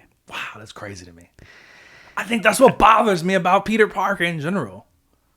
The whole point, the whole reason, and that Stan Lee wrote the character this way, and the reason everybody loves him is they wanted to. He was the first step of getting us to a more relatable character. Yeah, I get that. So you can't take that away from him. I'm not saying it doesn't. You're gonna make him a billionaire, playboy, Spider-Man. Like he doesn't need that to be interesting. My favorite version of Peter Parker has been the Ultimate Universe. Yeah, but you're in the minority. He's not poor or a loser. People he's definitely love this not comic. rich. He's not rich, but he's not poor. He's not finding VCRs in the dumpster. You know what I mean? That's a movie reference, but still, you get what I'm saying. You know, like yeah, he doesn't seem like he's in that paycheck to paycheck. No, he seems like he's living a fairly decent life. He got the girl. You know what I mean? Like it's not. Like this whole I think it's better that loser. he like gets the payoff of that in the future, which most Spider-Man you see that happen. Like he gets MJ, he has kids, right. Like so, I know he like your favorite version where he's like he skips all that because he gets to go to college because he wasn't Spider-Man and he gets to fucking get an actual paying job. But like the problem with that is at its core, it's not who Spider-Man is supposed to be. Do you feel like you relate to poor loser Peter Parker? Well, I never thought of him as a loser. But he is. That's what he's supposed to be. He's a loser. He's a nerd. He gets made fun of. He's not popular. Nerd. He gets bullied. Like that's his thing. I relate to that more than I do to a playboy billionaire. I get that. But what if he was just a regular high school student? Like, yeah, he has some issues, but he wasn't like the nerd that's constantly being picked on. It was just kind of like, I think it's better with him being a nerd. so the reason why I like Tom Holland's version of Spider-Man so much and Peter Parker is because it's not that extreme, right? It's not, his bullies aren't giving him wedgies and stuff in his head and toilets. Right, but I feel like, man, Like unless you're going to like very old school Spider-Man, it's not like that either. Yeah. But I don't know. I don't feel like he doesn't need to be the lame kid in school to be. Pick up like the interesting. original Ultimate Spider-Man comic book. It's not like that, but he's still a nerd. He's still having those regular struggles. What kind of struggles does he have in the Ultimate Universe? Like, is he being bullied? Is he being picked on?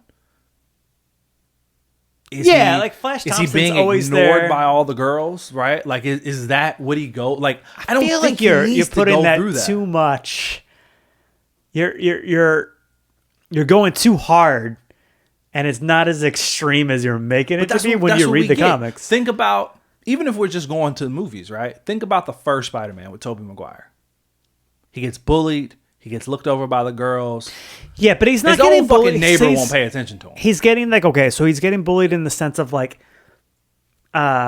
he's late for the bus and he's running to try to catch it, and the bus driver's not stopping. That's not like getting wedgies in the locker room level of being bullied, right? Mm-hmm. The only time somebody tries to beat him up is when he throws his tray of food at the guy, right? It's Flash. not like, it's not like Flash Thompson went out of his way to just beat up Peter. You know what I mean? No. It's not like Peter's just walking down the hallway and getting booked every 2 seconds and then somebody's stealing his lunch money. Like, it's not that dramatic of like how much he's being bullied. He's having more regular high school struggles. I remember fucking being late for my bus and having to run my bus down. Now my bus driver stopped, but like though it was like relatable, like, fuck man, I'm late because I had these other things to do and I couldn't get out of here in time and I got to run and try to catch this fucking bus. And if I don't catch the bus, then I got to fucking bug my parents to try to give me a ride to school. They're going to be pissed at me. Like, that's a high school struggle. Okay. So that's why it's relatable. Right? I'm pretty damn confident if I was to get my tray of food and throw it at the biggest football player in high school, he would probably try to come punch me in the face. It's realistic. Okay. But that's why he's relatable. That nerdy kid, do you remember, you're fucking in high school and you're trying to make money, so you have to take that shit job? You know what I mean? Like, that's relatable. But, okay. I remember having a crush on the girl and being nervous to go talk to her. That's relatable. Right. But did the girl ignore you? Are you like just the loser that she'd never pay attention to? Rewatch that movie. MJ doesn't straight ignore her. Yeah, I know she doesn't straight ignore him, but she never looked at him in that way. She like says hi. Hey, Pete. Yeah, she says hi, but because that's like he's physically unable to talk to her. You know what I mean? Like, he's trying to and he just like smiles all awkwardly. So you think in order for Spider-Man to be an interesting character, he needs those qualities? He has to have some I think level of loser to him. That's he has the core. Some level of like financial struggles to him. Yeah, and then there could be a payoff at the end of it, but like that is what sets him so far apart from all the other characters. You know what I mean? Like, Steve Rogers was a scrawny little nerdy kid until he wasn't, and then he was no longer that person again. You know what I mean? Like, Hawkeye is not like you don't see Hawkeye struggling for money. You don't see. You kind of see it with Daredevil, I suppose. He has his struggles here and there because he's like taking, but like most characters, like they don't have that human, realistic struggle that Spider-Man has, and that's why people love Spider-Man. Is it possible for him to have those struggles? Why are you trying to take it away from him? I'm not trying to take it away from him. They're one of the biggest characters ever. This is part of the reason why that necessarily makes him like more interesting. I think if you did take those things away from him, he can be just as interesting as a character. Be the same as Hawkeye. Is that what you want? You want a Hawkeye Spider-Man? With spider powers? Maybe. All right. We've been on that one for a minute. All right, let's go to the next one. Here we go.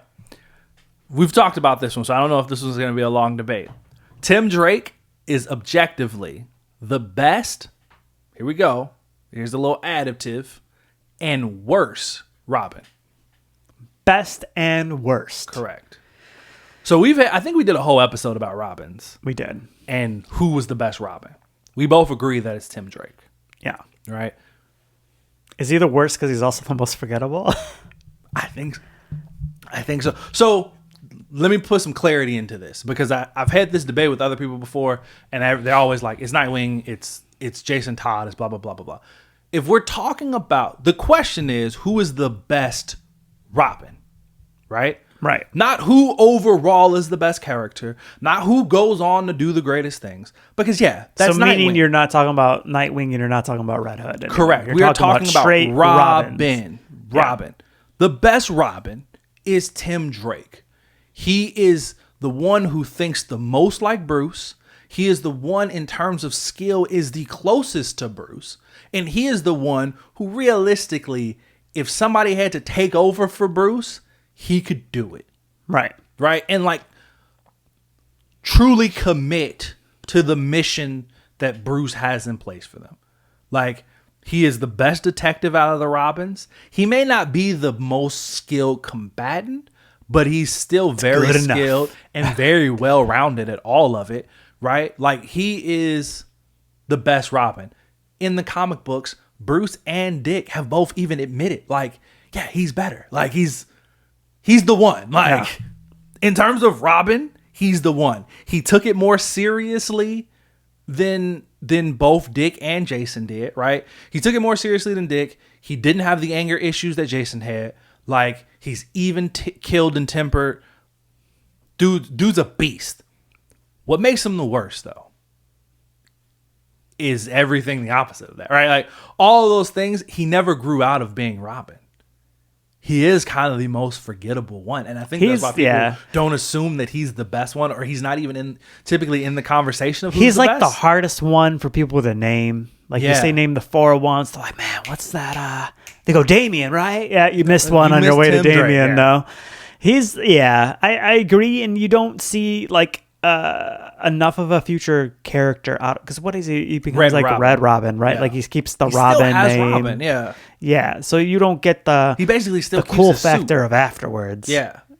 He doesn't grow into somebody that's outside of Bruce's shadow, right? He basically, and it seems like writers don't know what to do with him. They don't know how to progress the Red Robin character. They don't know how to give him more. Like, how do you create a new character that's not just like a copy of Nightwing or Red Hood? Right? And either like, you got lucky that you did it with Red Hood.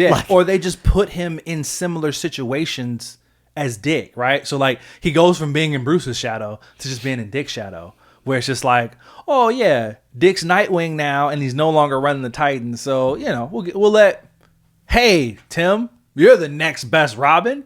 You can do it. You know what I mean? Like, he just follows similar beats as Dick does, of like, they just, once Dick grows out of it, they just put Tim Drake in his spot. And it's kind of like, so it kind of makes him the worst too, right? Like, it's like, damn, dude, like, can we do something more with Tim Drake? Like, what are we doing?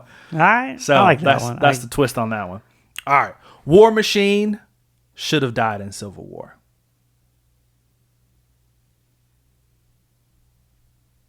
What you think? I never even considered him dying in that movie. I'm trying to think. I think he should have. I think it would have made for a more interesting dynamic at the end of the movie. Because Iron Man would have had... Man, he would have had so much fuel on that fire. I mean, he would have really been going... So you also think of the added dynamic, more stakes. He really would have gone for taking down Captain America, because if you think about like that fight, it starts off very much so of like him going for Winter Bucky, and like Captain America doing major defense. It's not until they kind of get to the top level where they're like really fighting each other, and like it's like if Iron Man had a full fucking suit and didn't like get his like shit knocked off while he was like trying to get at him, like the fight could have been different. Like it would have been like, so I think I like the fact that it would have been way more fueled. I think it would have been better for that movie. It would have not they wouldn't be able to have written the rest the same because Tony Stark's so arrogant that like he wouldn't care about Thanos. Like he'll be going against Thanos, but he wouldn't be teaming up with Captain America. He'd be like, "Fuck you, I'll do it on my own." So you think that would have carried on? Yeah. Of like, I mean, my best friend's dead because of you. Best friend's dead. And also, like, I don't know, maybe fucking kill Vision too, because Vision's the one that shot him. True. Yeah. Because he's being distracted. I think like, having War Machine die. Sitting there with like an EMP, just like, no more fucking Vision. Just kind of up those stakes. You know what I mean? Just kind of would have added that extra. Not necessarily that we needed it, because that's an amazing movie as it is. Yeah. And the scare, I think, works well enough. But, like, if he didn't make it, it'd have been like, man, either that or, you know, maybe we didn't have to go to the extreme of, like, he doesn't make it, but maybe there was just nothing Tony could do for his legs. Like, he couldn't operate. Yeah, because isn't it, like, in the comic book, it's, like, in the suit he's fine, but outside the suit, just wheelchair all the time? Oh, I have no idea. Maybe. Pretty sure it's like that. He doesn't have, like, that Exco where he's, like, still walking around. And I mean, he eventually gets to the point where he just walk normally. This is giving me a new hot take overall for the MCU. All right, give it to me. More characters should die. Oh, yeah. I don't even think that's a hot take. Is that a hot take? I think that's just, it should. More characters should have died, for sure. Some of them shouldn't have come back. They should have took them out. I'm trying to think about it. What is it? It's Black Widow doesn't come back.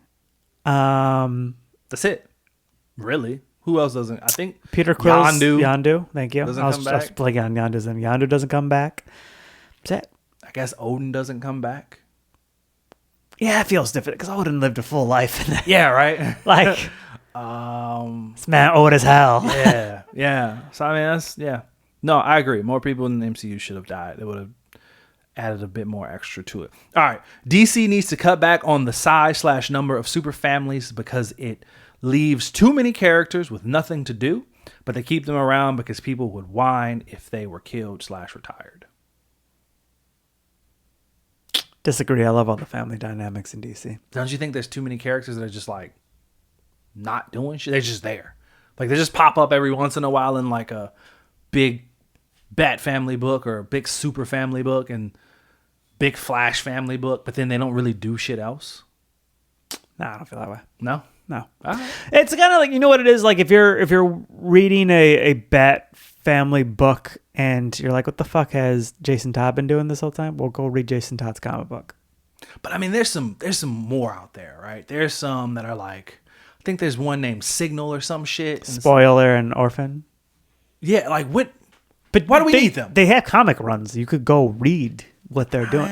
I mean, that's the thing that's like fun about it is like, I think the comics now give you like that little asterisk and they're like, check out what, like you saw Dick or you saw Jason Todd pop up and you're like, and he references something and you're like, oh, I can go to this issue and read the fuck was going on over there to know what they're referencing. That's fair. Like it just gives fans a bunch of other things they can go.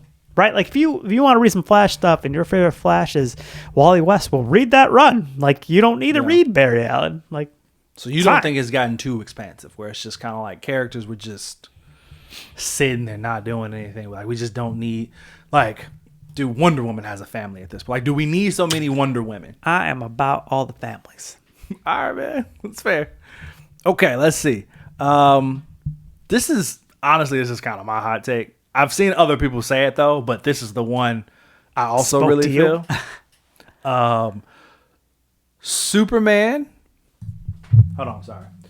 Superman is boring because he's overpowered is a bad argument. People who say Superman is boring have never read a Superman comic and have already decided they don't like him or simply don't understand his character. Superman is not boring. He's not. It's not boring. People who tell me Superman is boring. He's the first superhero and has the most. Like I don't know if he has the most issues. He's probably close if he's not the most. Like there's a billion Superman comics. Why would it keep going if it was boring? He's not. Yeah, he's not boring. People who tell me Superman is boring, like you just telling me you've never read a Superman comic book. And like again, like it says, using the argument like, oh, he's overpowered. He's just a Boy Scout. He's blah blah blah blah blah. He's boring. But read a Superman comic book, bro. Like, part of me feels like people who say that they just hopping on the bandwagon. I heard somebody else say Superman is boring, and they don't have any other strong opinions on Superman. So they just was like, yeah, he is boring. It's like, go read a Superman comic, bro. I remember walking out of Man of Steel. I think it was Man of Steel, maybe Batman v Superman, one of those movies, right? Mm-hmm. And hearing people talk, and they were complaining about like the whole glasses thing with Superman. And I was like, that was the complaint of the movie. And I was like, you're just like, that's just Superman 101. Like, how are you going to bitch about that? Yeah. It's 101 Superman shit. Yeah. Like, yeah. It's crazy. Superman's not boring. My big takeaway. Like, if you think he's boring, read a comic. Read a comic. He's not. I promise you. All right. We saw this one right before we started, but here we go. Comics need more sex. People have set up a false choice where sex and eroticism are only seen as objectification, and the only way to avoid it is to simply not have it or to remove it completely.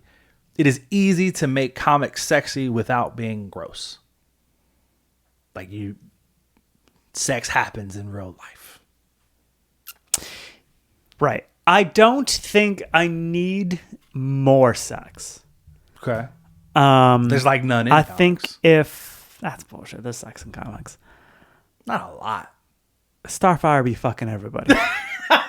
It's our whole thing. It's not like they need to show us like. I mean, there's a lot of like alluding to. Oh, they just had sex. They don't need to show us panels of like them doing it, right? We don't need to see that. But I get the point though, right? Like it seems like one, we get a lot of platonic relationships, and if they do go a little bit further, it's just kind of like, again, maybe like a will they won't they kind of situation, and it's like, nah, man, like, bro, these are all grown ass people, and a lot of them have superpower. You think they not fucking? Like, what are we doing here, bro? But there's sex in comic books. Not a lot though. I think this is more than you think. I don't see a lot. Well, you got to read some different comic books. Like, I think the first thing I thought about this is comics need to stop being like the objectify part, or being like almost like just borderline gross. Like, you don't need to like we had a big point in comic books where we were like very, very sexualizing all the women characters. Yeah, and you're almost 100%. Like, what the fuck am I reading right now? Like, every female costume had a boob window. Yeah. Yeah. And it's like, okay, let's ease that got away from us. Let's ease. You know what? That did you pour through the art of that Superman comic book? Which one? The one we were just talking about earlier, the American Alien? American Alien, thank you. Most of it, yeah. Why? You realize there's one where like the drawing is like the girl's naked? No, I didn't notice that. Yeah. I don't remember. Why did the art just felt like drawing a naked woman? I don't know. And it didn't make it into the comic book. Like, you don't need to go that far. No, I with agree, it. yeah. Right? Like, we're not, I know we're explicit, so I'm like, but I'm still trying to stop. We're not looking for porn. Yeah. Right? Yeah. So, like, I think there is, like, the right level of, like, yeah, if it adds to the story. Like, there's a comic book, like, I was reading all this Nightwing. There's times clearly Nightwing has slept with Barbara Gordon. Like, it wakes, it, like, starts with the night panel, then the morning panel, and their clothes are all off, and there's, like, a sock on, like, the fucking bed frame or whatever, right? Like, they clearly just fucked. Right. So, like, that's fine, because it made sense for the story. Right. So, my point is, when I hear that comment, it's not that we have to go to like there's none there, but there is like let's get back from like the early 90s like overly sexualizing characters, because like it almost got to the point where like this is getting a little gross. Like, what are we doing? So you're saying that we can integrate more just like natural sex into comic, Right? It's just, again, like we're humans, is what happens. Yeah. It can be a more natural thing without it being like a contest of who could draw the sexiest Poison Ivy Harley Quinn fucking scene. Yep. That's fair. All right. Those are all the big ones. Those are all of the big debatable-ish ones, right? Now we got to have a rapid fire round. Ready? Let's hit it. Close call or not close at all. You ready? I'm ready. Here we go. Batman is more interesting when he has a Robin by his side. I agree with this. I agree. Yeah. Sweet. Homelander is underrated in terms of strength. He doesn't beat characters like Superman, but he can beat more street level heroes like Spider-Man. I fucking disagree. I feel like I gotta rewatch The Boys to really answer this question. See, so here's my thing, right? I think the person who came up with this is probably referring more to the show than the comic. Now, I'm going to put it out there. I've never read The Boys comic book. So Homelander could be different in the comic. But based off of the TV show, Homelander is just the strongest in his universe. And it's not even in terms of skill. It's purely strength. If you were to put him up against somebody like Spider-Man with his spider sense, also his super strength, his agility, like somebody who can actually fight, Spider-Man is beating the shit out of Homelander. Like, it's not even close. Yeah? I'm trying to think of how strong, because he's like supposed to be the Superman character. So Superman, am I making him stronger in my head, or is he actually that strong? What was the airplane scene? He's like, I can't carry the plane? Is that what he said? Yeah, he's like, I can't save everybody on this plane. So he just jumped off of it. And the first time we see him, he doesn't like destroy the plane with his bare hands. He just lasers it. He just laser visions it. Right. You know what I mean? Like, it blows up an engine. But yeah, I don't think he could hold a plane up. Like, Superman could hold up a plane. So we know he's not Superman level. So we're bringing him down a couple tiers. And it's just like, again, it's not even so much his strength.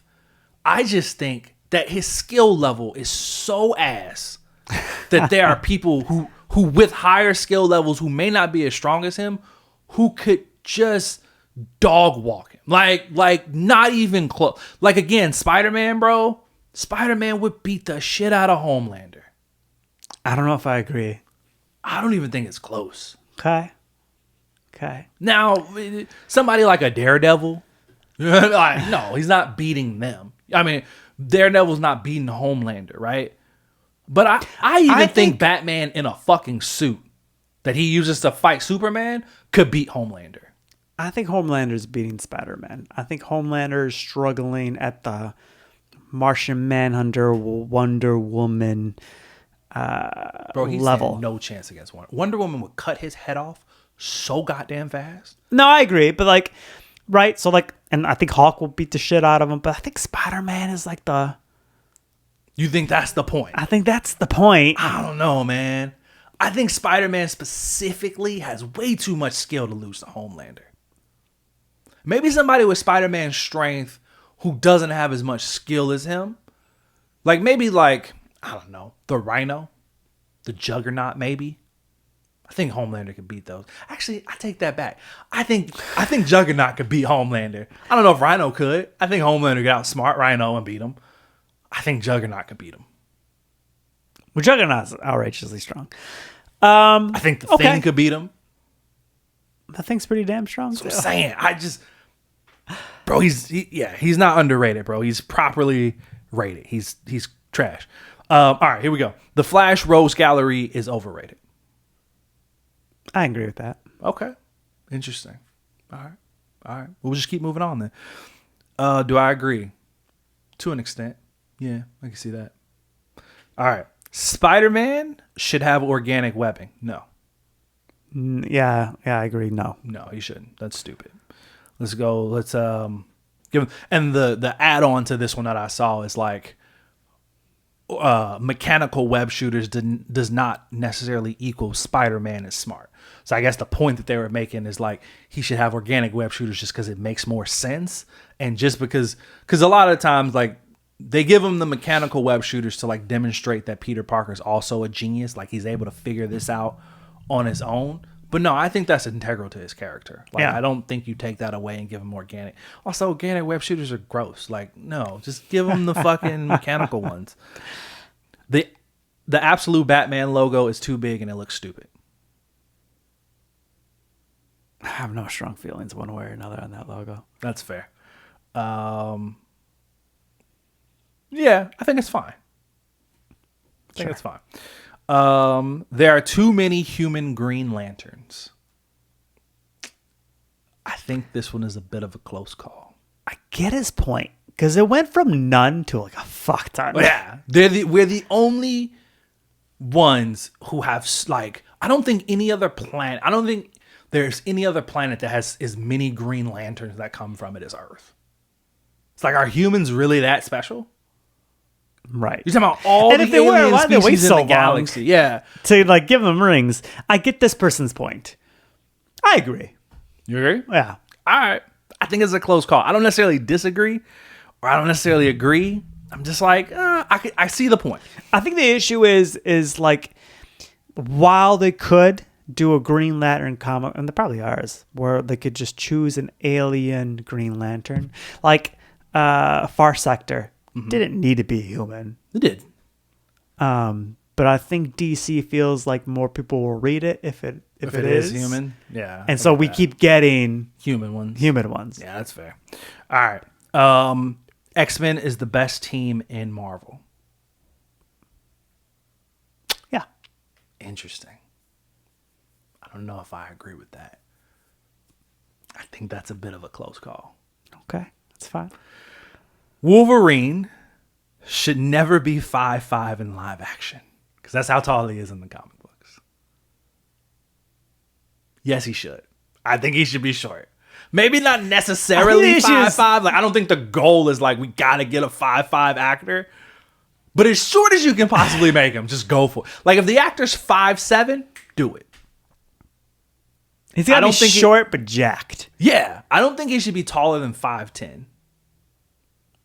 I get it with that. 5'5" is a little dramatic. 5'5" is short. 5'5" is short. Short, yeah.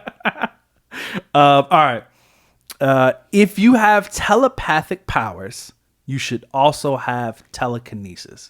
No. Wow. See, I don't. It's two separate things. If you have telekinesis, you shouldn't have telepathic. And if you're telepathic, you shouldn't have telekinesis. Why are these two fucking things related? I think they should be. Yeah, I think they should be one and the same. Why? And I don't even think it's close. They should definitely be one and the same. Why would you be like? It's the same. It's like flexing the same muscle. How can I read your mind, but I can't move shit with my mind? Why do you think those are related? Because it's like saying fucking. I don't know, man. It's like saying that because I can breathe air, I should be able to jump up and down. Fuck, the two aren't related. Bro, it's not the same. It is the same. Hey, you get both are fucking things with your mind. You gotta fucking think to jump up and down. You gotta use your brain to breathe in. I'm trying to think. Why does move things and read people's minds? It doesn't make sense that they're related. You know what it is? To me, it's I don't know why there's so many characters that are like that. It makes sense that Charles Xavier can't move shit with his mind. Because why would he be able to? But see, here's my thing. I feel like they only do that because they don't want to give him a way to be able to make himself walk again. He's got to stay in that goddamn wheelchair. The Diamond Lady. Emma Frost. Emma Frost can't move shit with her mind. Yeah, but she has diamond skin, so she at least has something else going on for her, I guess. And I know there's plenty of characters that can move shit and can't read minds. Here's my thing. So I thought of something. It's just Jean Grey. It's the same as being like this person has super strength, but they don't have invulnerability. It's not. It is. It's not that at all. That they go hand in hand. How can you have super strength but you're not invulnerable? So you're just punching shit and breaking your bones. Right. So that's why you need it. Because if you're punching shit and breaking bones, there's no point in the strength. Can I read your mind, but I can't move shit with it? I feel like I'm using the same lobe be related? in my head to read your mind to move shit. I don't understand why I couldn't. Charles Xavier is an omega level mutant. And you telling me he can't move shit? No. That's crazy. He can't. He just got to go like this. That doesn't make any fucking sense. How is your brain so powerful, but you can't move shit with it? Why would Okay, listen. All powers for mutants are somewhat coming from their brain. So you gotta get past that. Right? Right. Get past that. Why would moving something and reading somebody's mind be related to each other? It's only because of Jean Grey that you feel that way. They're like one in the same ability. They're definitely not. I feel so strongly these are... When they put it together, I'm like, why? Because it's supposed to be. You know what? If they can move things with their mind, they should also be able to freeze things. It's all about using their brain. They kind of can. Whatever. Close call, man. It was a close call. Move on. These are supposed to be the quick ones. We're debating these so much. Yeah. Let's see. Batman is better with a sense of humor instead of being serious all the time. Agreed. I agree. I don't even think that's close. Yeah. Not close at all.